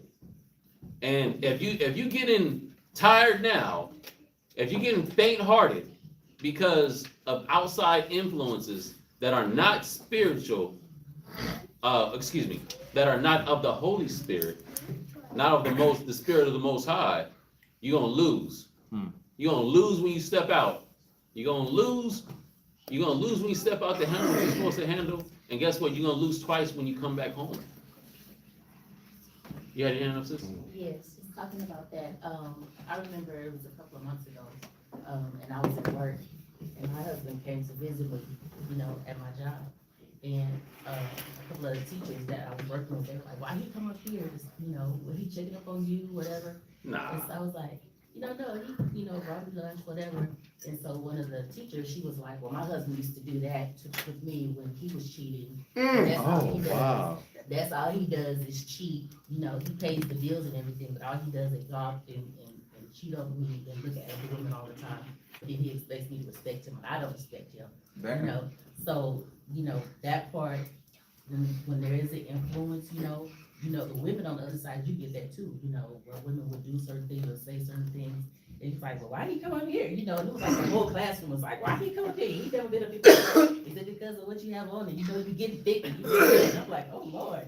So it was like one of those things where it was like, They throw all that nonsense out there to get you to so it start was thinking. like, my husband used to do that, when he was doing something wrong, he would come up there, come up to my job and check on me. Yeah, and then if you're not spiritual, what you'll do is you'll take that demon right off her shoulder, you'll put it on yours, you'll walk around with it all day like, this nigga's cheating because my coworker, and then you got an attitude. Said so. And when you get home, he get home, and then all of a sudden now y'all kicking off, and it's like, what the hell did I do? I just brought you lunch. My good deeds is being evil spoken of because I got negative people using their negative instances to push negative, and that's why y'all got to be very guarded. If you're not, if this class don't pertain to you, then you got to be very guarded to not allow it to pertain to you. As far as falling into those traps, those wiles of the devil, niggas hate when things be going good. They see you having a good time and they want to ruin it, right? Misery loves company, so they're gonna put things out there to get you to move towards the way they want you to move. You got to be spiritual. You can't be entangled. Right? You can't get caught up in their life and what they got going on. That's what they got going on. Right? And again, it goes back to that sound mind. It says the soundness of the mind is the life of the flesh. You got to keep a sound mind. Right? Above all things, it tells us back in Proverbs, above all things, keep your mind sound. Right? So idleness is how a sound mind is destroyed through time. Right? Listening to everybody else's situation is how a sound mind is destroyed through time. Right? I'm gonna jump back real quick. That was a good point. So 2:18, right? You read that? Right. So the word help me, Izar Nagad. Izar, help me. It suggests a partner who stands face to face or opposite. So you know what help me truly really means? It's like you ever see a gear? You got a gear, and then you have a gear, and they interlock, and this big gear turns this small gear to get something else going. It's like a pulley system. If you got a gear, but do they clash against each other, or don't they perfectly interlock to get momentum? They perfectly interlock, right? It's like your two hands. Husband, wife, you're supposed to interlock perfectly, right? That's what a helpmeet is. It's like a help like unto himself, right? So when the Most High created the wife as the help meet, right? Or a help like unto himself, or not just what's the word I'm looking for? Let me look at the scripture, because the scripture is important. It says you gotta look at it. Watch. the way it's written in the Hebrew. Jesus, what verse is that? 2 and what? 2 and 18. 2 and 18. Right, a suitable help. It's not just a help. She's suitable. She's suited for that man. Like the Most High put your rib in front of you because she's suited for you. Right? She's tailored towards what you would be needing. And then you can say, well, how does the Most High know? Like, how you know that? Well, because the Most High knows what we need before he gives us anything. Unless you don't believe. Unless you don't believe that the Most High set you up. But the Most High put in front of you that woman specifically because she's suited and tailored to you. Right? She's going to compliment, and not just compliment. She compliments you, you compliment her. You can't do it without her. Yeah? Who said it? Neil. He said, he had that song, I'm a movement by myself, but we're a force when we're together. I'm good all by myself. But baby girl, you make me better. You make me better. Right? Okay. Y'all know the song with Neo, Make You Better? Fabulous and Neo. Okay, yeah. So he said it. He said, I'm a movement by myself, but we're a force when we're together. So I can move things. I can make things happen. But we're a force when we're together. Right? Well, that's how the Most High created it, though. He didn't create it where it's just men moving things. Because it is a true statement. Behind every great man is a great woman. Right? Behind every great man, there's a great woman. What's the statement? Yes. Yeah, that's the same. Okay, right. I didn't want to take away, but yeah, you need that. A great man is going to need a great woman behind him. To do what? There's certain times when he got to rely on her, where she alleviates and makes things better, makes things easier. But what does that man do for her? He strengthens, he provides, he protects. Like he does his part, she does her part, and we good. It don't take away from you, woman, sis, daughter of Zion, Sarah, daughter of Sarah, that you're not the provider and the protector, and that you don't control everything. It don't take nothing away from you. That wasn't what was given to you. That's what actually you're looking to do, but that's the curse. The blessing is to be able to interlock with that man to gain momentum. So when he turns, you're just falling right in with him. Boom, and you guys are just interlocking, and we're trying to get this done. If he turns, I'm turning right with him to get this moving. That's it. But if I'm turning one way and you turn the other way, what we doing? It's just labor. We're going to clash at some point. We're going to grind our gears. You've heard that terminology, grinding gears. But you got to look at those couples that really be getting stuff done. It's because it's because the woman knows that, okay, I got to play my part here. The man has to play his part too. That's the point. A man got to play his part. A lot of men, somebody said it earlier, because of this dynamic, it was Yashikar. A lot of men don't want to play that part. They rather just sit back and rely on the woman, and that's wrong too. And I mean, when I mean rely, the scriptures say a woman that maintaineth her man is full of impudence. Right? So now you're waiting on this woman to maintain you and build your spirit and get you going. Hell nah. We're supposed to be motivated. We're supposed to be motivators. And we're supposed to be strong enough to move ourselves and then to help move the people around us. And then as we both walk, we build momentum. That's what the helpmeet is. Right? That's what the helpmeet is. Go from there. So it says, right, it says, they are not, so, we're not fighting for the same space. When you look at two gears moving, they're interlocking and they're moving. They're not fighting for the same space. They got their own space. They fall in with each other, right? They're completing a function neither one can do alone. That's what we got to understand. Neither one of us could do it alone. We always say it. We always say that the women are the backbone of the camp. Yo, real talk. I probably have 4 garments if I didn't have a rib. Because I ain't got time to make garments, teach class. I ain't got time to do all that. I'd have 4 garments. I'd have 4 dope ones. You know what I'm saying? I have 4 bangers, but I only have 4. I have 2 pair of pants, 2 shirts, right? I'd have 1 armband, 1 headband, and I just have to just live it out. The ones you made yourself, huh? Hell yeah, bro, because we got time to make garments. We ain't got time to do all the feast days and cook. I mean, like all those things that y'all, when y'all add to it, y'all actually take it to another level. Right? We don't have time. Neither do, and guess what? Y'all don't have time to do what we do. That's the point. Y'all don't have the time to do what we do. So we all supposed to work together. So we always say that women are the backbone of the camp. And any real person that's in a camp, other than like one camp that they just hate women, but the backbone, the women are the backbones of the schools, because y'all do a lot of the things that we just don't have the time to do. It's not that we don't want to do it, right? It's just that we don't have the time to do it, and that's not our function, right? It's not our fun. Like, how are we gonna teach class and watch the kids in the back? How are we gonna teach class and take the kids outside on field trips? That's funny. What the hell? Take the camera with us? Yeah, we gotta function. But y'all help us to do what? Do our function better and more efficiently, while we allow you to do your function more efficiently. So we help each other, right? Go from there. And this is gonna prove it. Go to 1 Corinthians 11 and 11. 1 Corinthians 11, verse 11.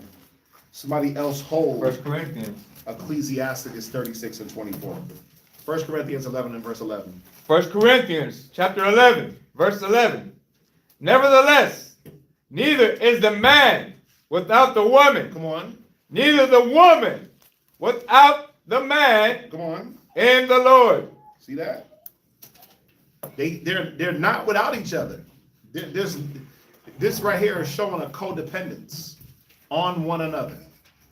You need it. You don't read about, and the Levites, just because they were priests, no women. They don't need them. Nah, the Bible, Most High said, give them women.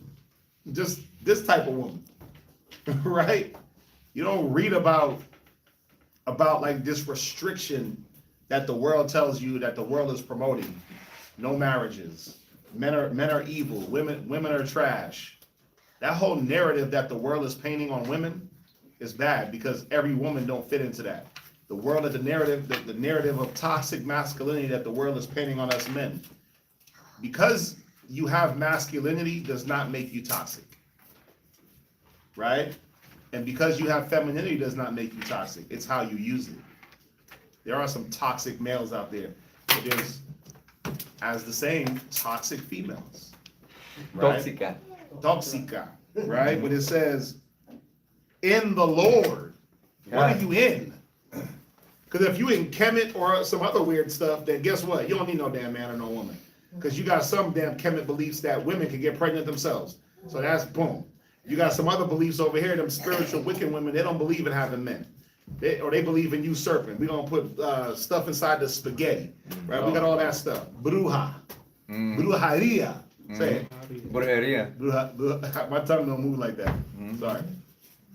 I ain't Spanish enough. Brujeria. I can't do it. I'm lazy. Lazy tongue. Right? Hilarious. So 1 Corinthians 11:11 is like establishing total interdependence, not independence.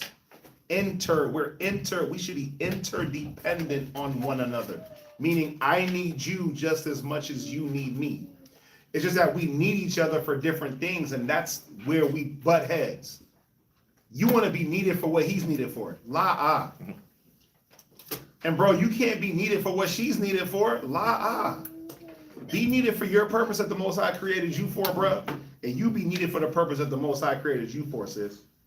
And then we'll be able to work together. Ecclesiasticus 36:24. Ecclesiasticus chapter 36, verse 24. Go ahead. He that getteth a wife, getteth a possession, Right? a help like unto himself, and a pillar of rest. Now watch. Is a man a pillar of rest? Okay. But the Bible says that a woman is a pillar of rest. But can a man be a pillar of rest? Of course he has to be a pillar of rest. Because if things get hard for a woman or for the sister, there has to be some strength that she can rely on. But then also, watch this. Do men get weak? Do we get tired? Do we need a break?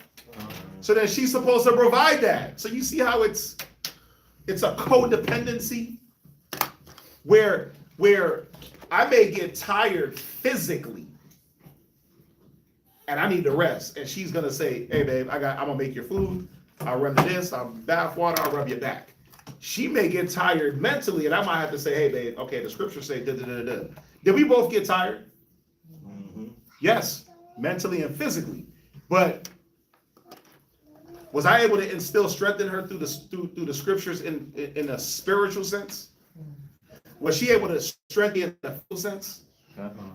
Are they different? Yes. But did you just do the same things? But in a different capacity. Do y'all get it? Yeah. Where we can both be pillars of rest, but in a different functionality. I may need to rest on you because physically I'm not able. My mind is there, but physically, babe, I'm tired. I've been. She's like, don't worry, big fella. Don't worry, big fella. I got you. Am I? Babe, I know you're tired. I'll make dinner. What you want? Da, da, da, da.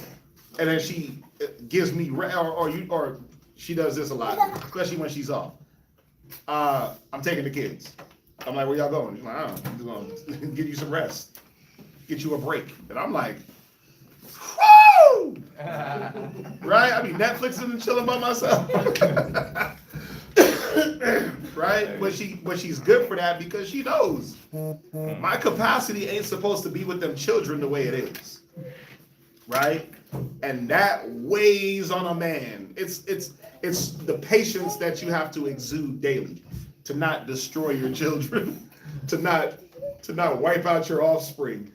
Because they can be very, it takes a lot of patience.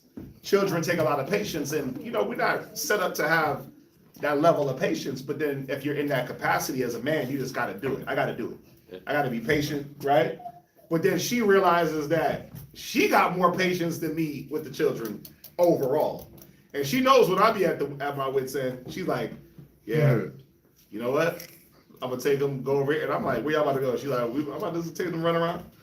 We got a whole playpen in the back of the house, right? She's like, I'm gonna take them to the park. And I'm like, we got the whole playground. But she's like, nah, I'm gonna let you get some rest. Or I'm gonna let you get some time to yourself. Because she realizes that as a man that's always given time, Yeah. she's like, even though I don't get a lot of his time, I'm gonna still give him time to himself. That's dope as hell. But then watch this. Some of the times, because of her work schedule, I'm just giving y'all the dynamic that we gotta deal with. Because of her work schedule, and it be so hectic, and it's long hours, she'll come home and she just wanna be with the kids. And I'm like, yo, I'll give them a bath and I'll do this. And she's like, no, I wanna do it. And I'm like, well, you're tired. But then I gotta come back and say, well, but damn, she's trying to fulfill the thing that she naturally wants to do. I gotta let her do it. I try to help. Right? 12:30, she's still giving baths. I'm like, babe, you gotta wake up in like 4 hours, 5 hours. What are you doing? But I want to spend time with my kids. And I'm like, well, damn, okay. So I gotta understand that and let her fulfill that duty. I can't take that from her because then she'll become me and I'll become her. So what she does is she moves me away from the kids so I can be me. Right? And then I give her the space with the kids so she can be her. Even though our situation ain't set up like that all the time, we know how to give each other back the office that the Most High said, here, this is your office. If that makes sense. You see what I'm saying? But she's alleviating me on a physical yelling, screaming, hey, no, stop. Hey, get down. Stop jumping. Hey, what'd I tell you? Stop running up and down my house, because that be me. Stop running up and down the steps. And imagine you got 8 of them. Sorry, 9 of them in the crib. Right? It's 9 of them in the crib. Hey, stop. No. Hey, what'd I tell you? Boy, hey, mother shot. Hey, a warrior. No. Hey, a lion shot. Boy, stop rocking. Hey, Shariah. Hey, Charlotte. That's, he's like, yo, all right. I gotta rescue this dude. Cause she knows, man, like, and I don't be losing it in there. I'm just like be on top of everything, right? Because you let one thing go and then all of a sudden you got a zoo. But she knows how to allow for that alleviation. And I know how to allow for the alleviations that she needs. That's how you work together. We're both pillars of rest to each other. Not because the scriptures say she's a pillar of rest. Now all of a sudden she can't rest on me. That would be crazy. But I gotta give her rest in different ways. Right? Because why?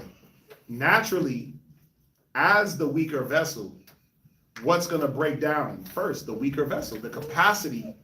I don't look at a weaker vessel as something that's weaker. Like the Bible says weaker, right? I don't look at it necessarily that it's weak. It's just not the same as, I always use the picture, right? It's just not the same vessel. It just doesn't have the capacity to hold as much.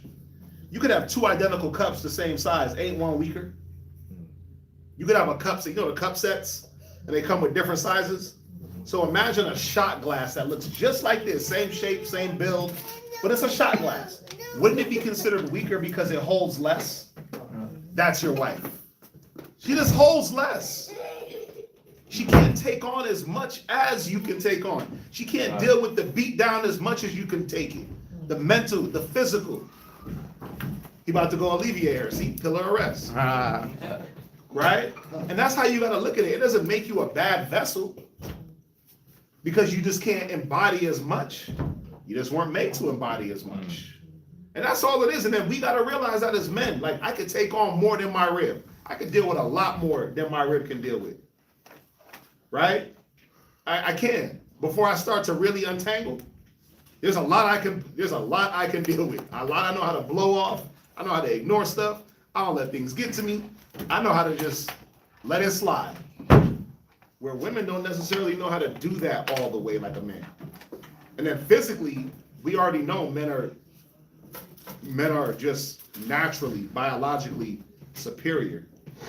And it's okay. Because if you're a woman in a situation, I guarantee you, you're not going to another woman to damn rescue you.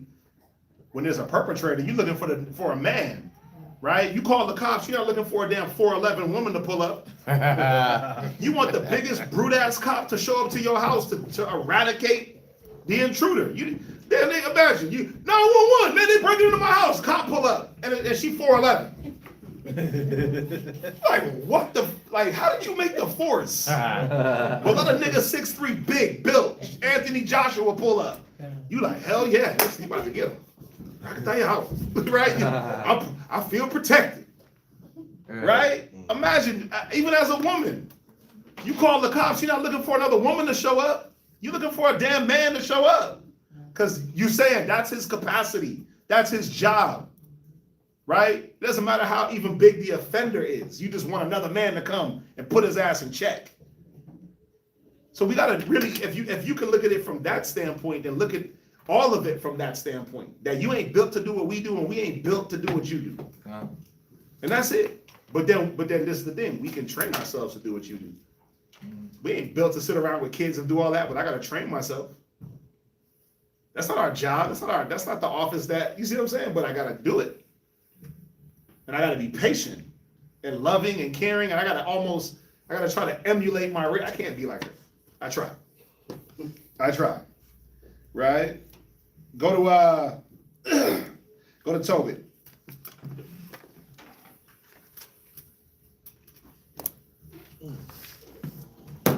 Eight and 6. Tobit chapter 8, verse 6. Right? Thou madest Adam, and gavest him Eve his wife, Right? for an helper and stay. Right? For a helper and stay, right? A stay, a support. That's what it means by a stay. To stay. It actually means to stay. When you put a pillar in the ground, you expect it to do what?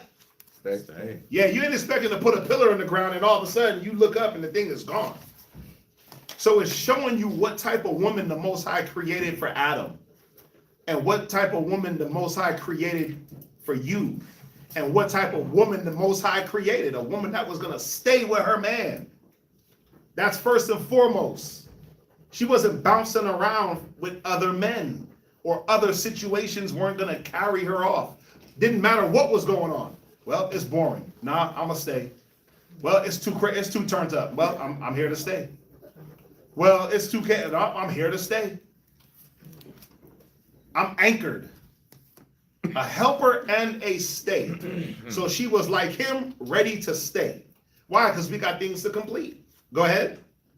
of them came mankind.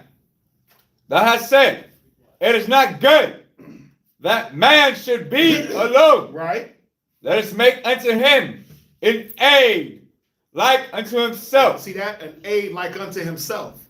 So he was a hand, and the Most High gave him another hand. Hey, give me a hand. You heard that terminology. Hey, give me a hand. If I say give me a hand, I want a hand that's going to help complement this hand, not destroy what this hand has built. No, I want the other hand I'm asking for to be able to build like the first hand. So the Most High gave us another hand. He gave us another mind to think like us. Hast thou a wife after thy own mind? Forsake her not. See, the problem is getting her and you into the same mind. And sisters, you got to stop letting that same mind get broke down with the things that the way you perceive things. I'm sorry. A lot of it is your childish, juvenile perception on how things should be. It's juvenile. It's very teenage. It's very kiddie. You haven't hugged me in a while. Like, what? So what? We don't love each other no more because I didn't give you a goodbye hug? Like, come on. Or you haven't said this, or you haven't done this. So what does that mean to you now, though? Is that what our love is predicated on, the outward affections and the things that we say? Or is it the fact that I'm here putting up with your crap, willing to work it out, and that you're here putting up with my crap, willing to work it out? See, it's not just about him putting up with your shit. We throwing shit at each other, and now we got to do what? Come here, babe. Let me wipe the crap that I threw off. The crap that I threw at you, let me wipe it off. And you got the wet wipe, and you wiping off her face, taking off the doo-doo, and she got a wet wipe, and she's wiping your face with the doo-doo. Because y'all throw shit at each other. The point is, are we working it out to be able to clean each other up and get each other back right? Or are we just going to keep throwing doo-doo at each other, slinging mud? When it hits the fan, everybody get covered in it. But are you with us? That's the point. It's not about one person being burdened over the other. It's not because I'm a man and I can deal with a lot means that I'm supposed to be overburdened, and because you're a woman that is supposed to be easier on you, and vice versa. Because y'all sisters can do a lot too. Trust me, y'all take on a lot. Y'all take on a lot. I will never ever deny that. The amount that y'all take on, the ability to have to work, take care of kids, take care of a demanding husband, cook, clean, like you do all that. Y'all do it, and then still have to try to maintain your spirit, and then still have to have us come and say, nah, look, right now you whack. I'm telling you straight up, you're whack. Get in line, and you like, but I've been trying to get in line this whole time. Nah, it's trash. So to take the criticisms, to take the constructive criticisms, and still run with it and not run away. Right. To fulfill that helper and that stay, where most women are what? Who is he to tell you? Wait, he coming up to your job just to check on you, sis. Don't you see what's going on? And then you like, nah, I got a good man. He actually brought me lunch out of being genuine. He didn't bring me lunch to satiate me, to know where I'm at, so he could go be somewhere else where he's acting like he's at. That's nasty work. That's crazy. Like a sleight of hand? Yeah, like I'm gonna pull up so she could, you know what I'm saying? But I'm really pulling up because my sneaky link is at the school. Sneaky link. So the next school over. Yeah, it's the next school. No, it's at the school. Is that the school? So when I drop off lunch with her, I'm about to go have lunch with her. Yeah, but that's what they'd have you believe. Because guess what? That's their story. That's their experience, and you can't live their experience. Right? Go from there. One more point. The beauty of divine order. The beauty of divine order. Damn, we was making such great time. I said that at 8:20. I should not. Just kept talking. You got 5 points. I think. You need all these good points. The beauty of divine order. So the negative, obviously, one of the negative aspects of competition, this unrighteous is that it creates disorder in the relationship, right? We know that the order that the Most High sets up provides protection, flourishing of the relationship, flourishing of the children. 1 Peter chapter 3 and verse 7. Hopefully, God. may God help. Wait, what? Praise God. Read. Yeah. The sister said it in the chat. I'm a runner. Yeah. That's not good. Because then you'll never be able to fulfill what the Most High created you to be. He didn't create you to run around. He created you to, and obviously he didn't create you to be with some dumbass dude either. Right?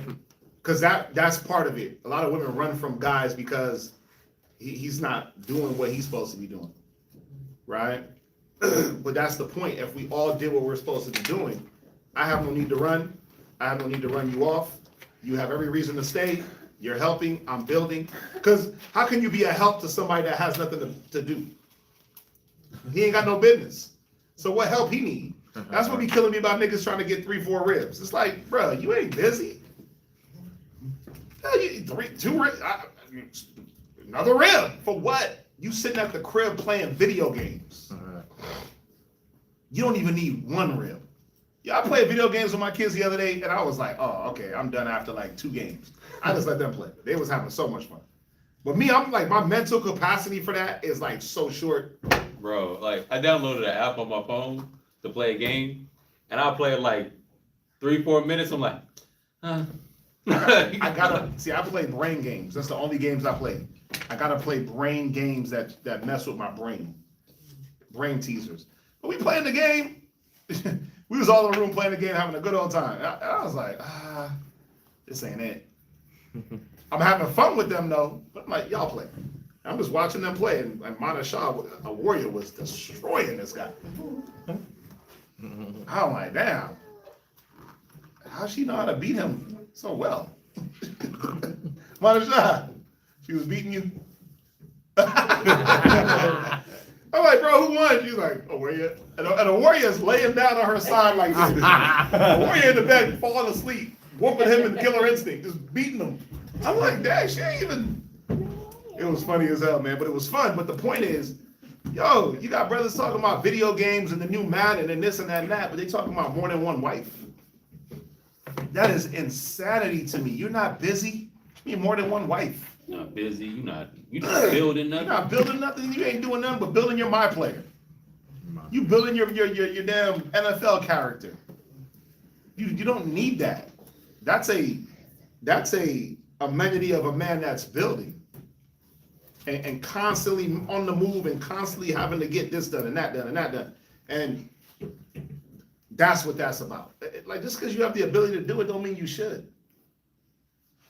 I'm new here, learning a lot. Thank you. Yeah, I know you knew.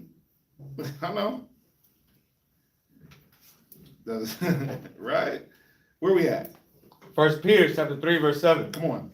Likewise, ye husbands, Yep. dwell with them according to knowledge, Come on. giving honor to the wife, Right? as unto the weaker vessel. Right, as unto the weaker vessel. How do you honor her as the weaker vessel? Well, you don't give her more than she can handle. You don't put her in positions to have to fulfill, and you're not. Strong vessel. Well, I'm the man, so you just gonna have to bow down. Bow down to what, my nigga? That's the thing that be killing me. Well, she just gotta submit to what? You don't know the Bible. You got no verses. All you want to do is your Madden fingers are dope. You can whoop on video games, but you don't got no spiritual insight. You got no bars? Got no bars. You got some bars. Some bars? Got all the Titus and Timothy scriptures. 1 Peter's, what is it? 2 Peter's 3:1. That's it. Or 1 Peter's 3:1. That's it. And I'm a man. And the brother said, that's all some brothers got. And the brother said, and Qatazap said, don't use me. No third party me. Yeah, they be by proxying me into your house. Like, yo, I said it, but can you actually teach it on your own and then apply it to your life? I don't know. Qatazap said, because ribs do that too. Qatazap said. I was just gonna say that too. Like, don't use me against your husband. And don't use me against your rib. Keep my name out your Oh, house. yeah. Because then when I say, hey, I said, let's have a council, y'all both scampering and running away. Council? What? Because I'm about to say something to both of y'all, right? But don't use Qatazap. Well, the brother said, because it benefits you. I say a lot. Are you talking about the stuff that don't benefit you? Back in 1966, he said, Yeah. it's like, hold Back on. in 05. Back in 05, he I say said, a lot. Are you only talking about what benefits you, brother, sister? Because that's corny as hell. Read. And as being heirs together. Heirs by individually. Together. I'm just here by myself. Being heirs together. We're heirs together. But you inherit by fulfilling your purpose, not by fulfilling his. And vice versa. To inherit, we have to now fulfill. I gotta be the weaker vessel, he gotta be the strong vessel. Weaker vessel don't mean you weak. I keep saying that. It just means that you're not as strong as the stronger vessel. That's all it is. So you're strong enough to hold down what you gotta hold down. Stop looking at somebody else's plate and eat your own food. You looking over at what he got. Well, damn, you got Brussels sprouts and I got broccoli. Nigga, eat up. Stop looking at my plate and worried about what I got on my plate. Because I gotta eat this plate. I gotta drink this cup. You gotta drink your cup. But you complaining. And then when it's time for you to drink your weak ass little cup, you can't even drink it. Well, I'm only the weaker vessel. But I can't drink it because I'm weak. No, you stubborn and rebellious and hateful and grudging and contentious. That's why you can't drink it. And you're jealous. That's why you can't drink it. And you're clouded and you're deluded. That's why you can't drink it. Read on. And as being heirs together of the grace of life. Right. That your prayers be not hindered. And your what? That your prayers be not hindered. Yeah, so again, being the weaker vessel doesn't mean inferiority as far as like you're just weak. It just means that you're not as strong as the vessel that's next to you. That's it, right?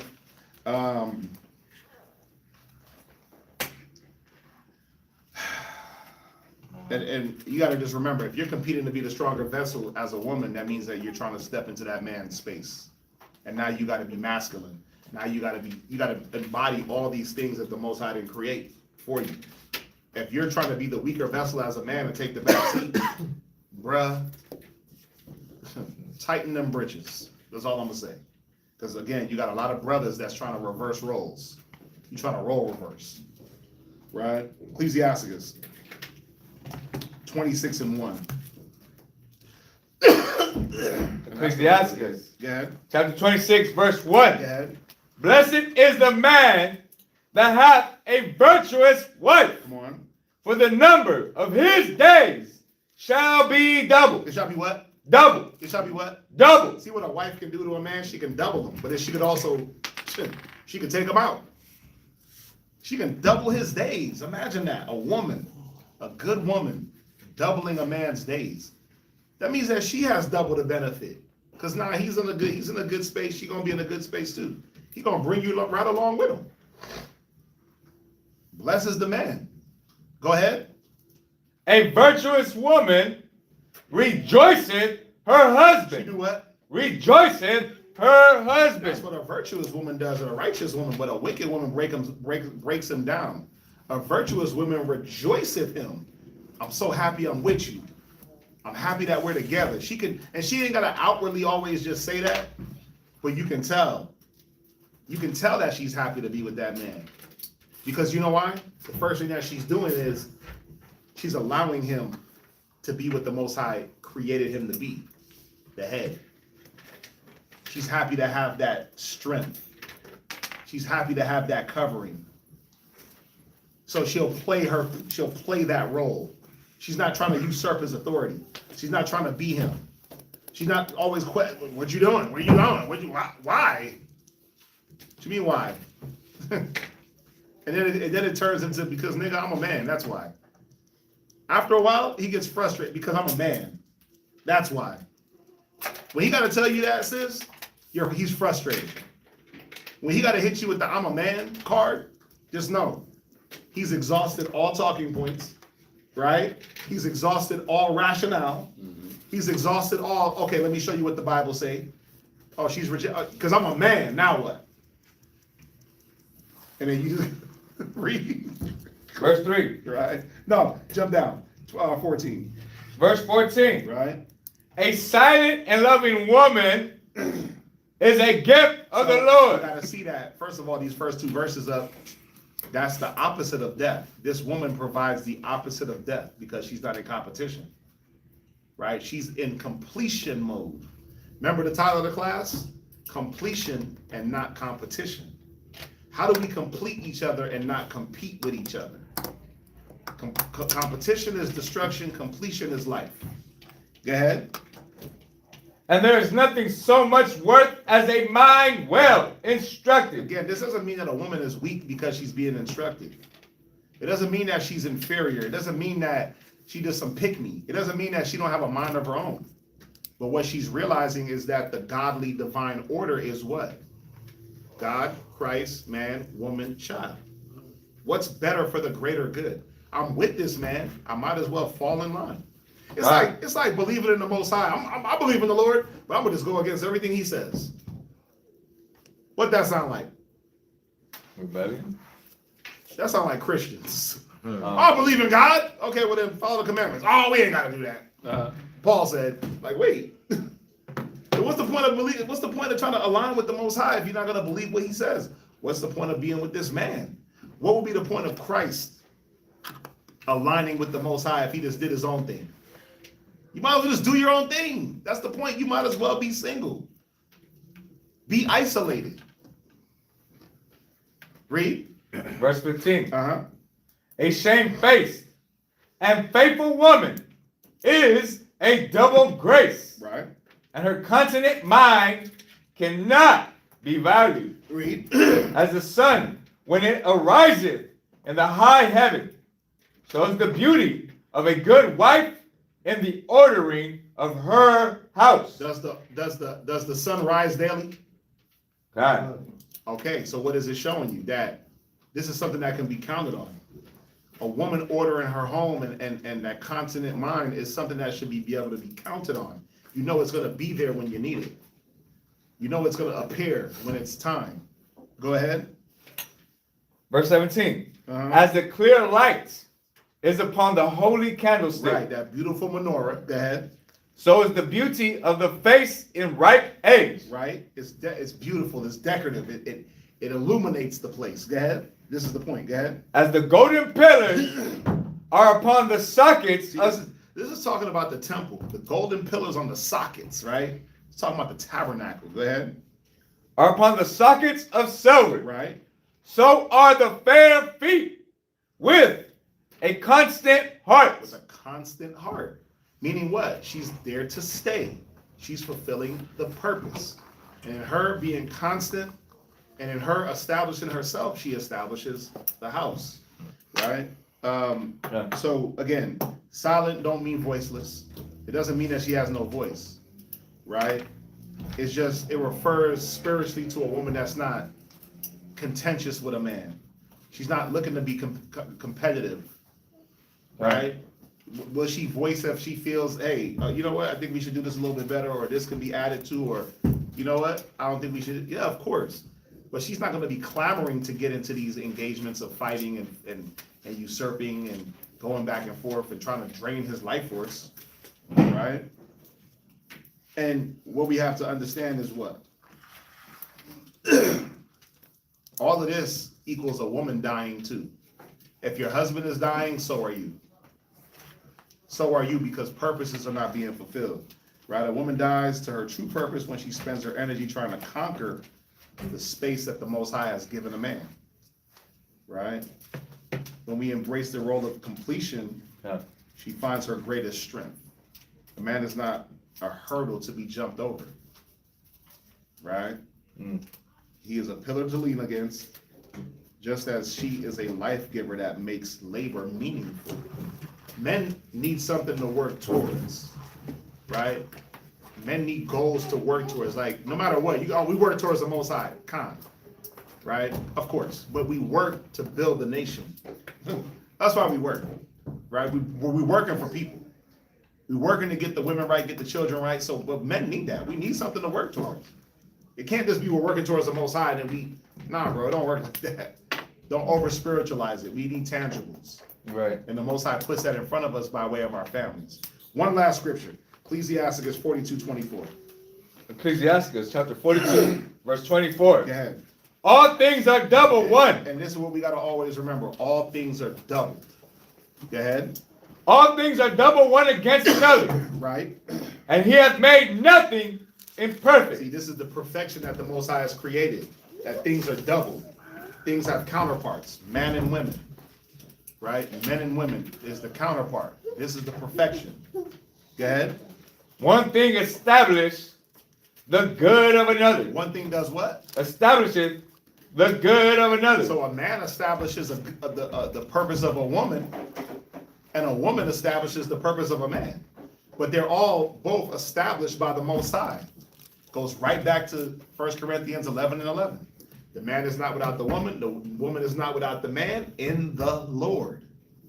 Y'all see that? It's all about who establishes purposes, the Most High, but then we establish one another. If I got some business to do, my rib got something to help me with. And if she's doing and if she's helping me with something, that means I got some stuff to do. If she's willing to help, that means I better get on something.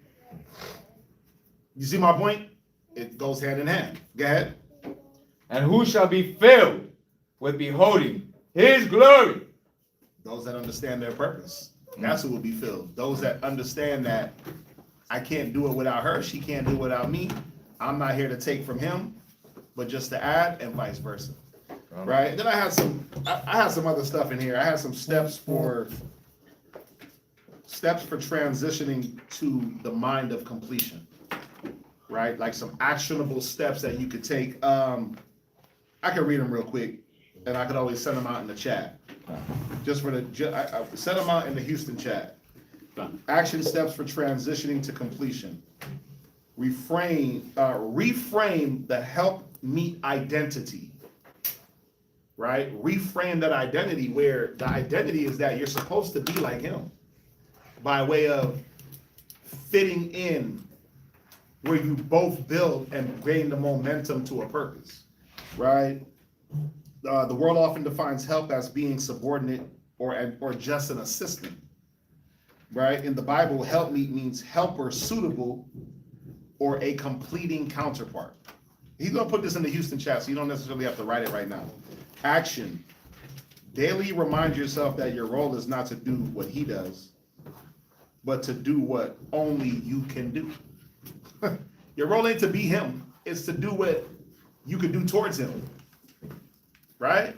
And we're not expecting y'all to be us. We're expecting you to do you. Because when he comes home and he's like, how come you didn't do this, that, and that? He's not saying, how come you didn't do my job? He's saying, how come you didn't do yours?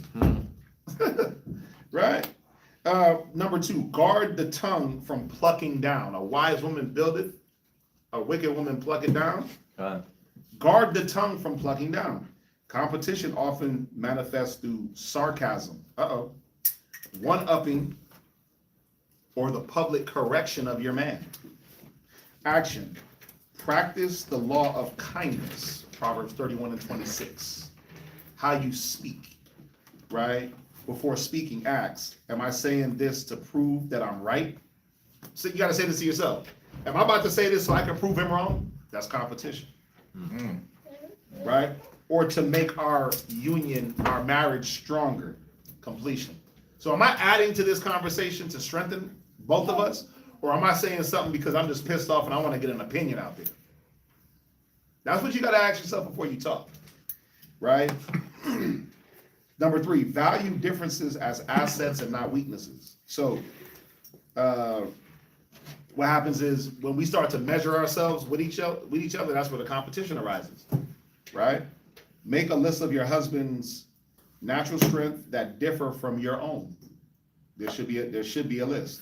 And intentionally step back in areas where he is called to lead or provide, allowing him the space to do so. You gotta allow him the space. Step back and allow him the space. And some of us gotta really think about this. You gotta really do this. And some of y'all can naturally do it. Right? Number 4, seek spirituality alignment over social equality. Right? The world focuses on equality in a way that suggests everyone must be identical. The Bible focuses on equity and order. So you gotta now get more spiritual and say, it's not about what the world is telling me to do. What does the Bible say? What does the Most High require of me? All right? So study women like Sarah, right? Study women like Sarah and other women of the Bible, and just look at how they did. Look at how they rolled. Look at how they dealt. Look at how they dealt with husbands. Some of them had great husbands, some of them had bad husbands, but study those great women and see what characteristics you can, if you don't have, add to yourself, right? And then 5, practice mutual interdependence. How does that go? Identify areas where you have been trying to be hyper independent. Not just independent, hyper independent. Nah, I'm doing that. I don't care. To prove you don't need a man, right? Because there are areas. Action. Identify one task or decision this week where you can intentionally ask for his lead. Identify. So I'm giving y'all things to think about. It's not about your inability to do something, right? It's not about that. But it's about opening up to the idea of completion and eradicating the idea of competition. Con? You gonna put it in the chat if he hasn't? It's already there, right? Look over that, add it to your notes. Hopefully everybody else enjoyed the class. I was trying to be nice. Trying to be nice to everybody, right? No yelling, no screaming. But yeah, that's gonna be it, man. We went over a little bit. First class back. Rakatay Haba Shimmy Shai. Today is what? Wednesday. Right, 31st. Hey, hopefully y'all ain't out there getting your Janice on. Right, celebrating Janice. That's hilarious. Yeah, that's the January New Year's spirit. Getting your fingers blown off by fireworks and all that craziness that they're gonna be out there doing. If you do gotta be on the road, defensive driving, be circumspect. They might be out there drinking and driving, acting a fool. Yep. New year, new me. Right. Some people are just tired of life and just want to incorporate people into their foolishness. Just be careful. I always suggest days like this, stay off the road. Get home and let them do their foolishness. Let them do their little thing, and you just, you got the blood marked on the doorposts, right? By way of the spirit. So hopefully, brothers and sisters are staying fighting. I know, man, this year done ran by. 2026 did this to me. Whew, it like blinked and they just did New Year's 365 days ago. So it don't feel like it, right? It don't feel like it. The days is being shortened. All these different talks of this war and that and all these different things. Y'all know the drill. Yeah. So make sure y'all are staying in the spirit. Make sure y'all are counseling. Make sure that y'all are studying, and just make sure that y'all are, building one another up, edifying, right? You couples, you husbands, you wives. This ain't the time to be beefing right now. The world is in chaos, regardless of what you think. So really now is the time to strengthen one another and to depend on each other. So with that, we're gonna say shalom. Shalom. Away with them dimples.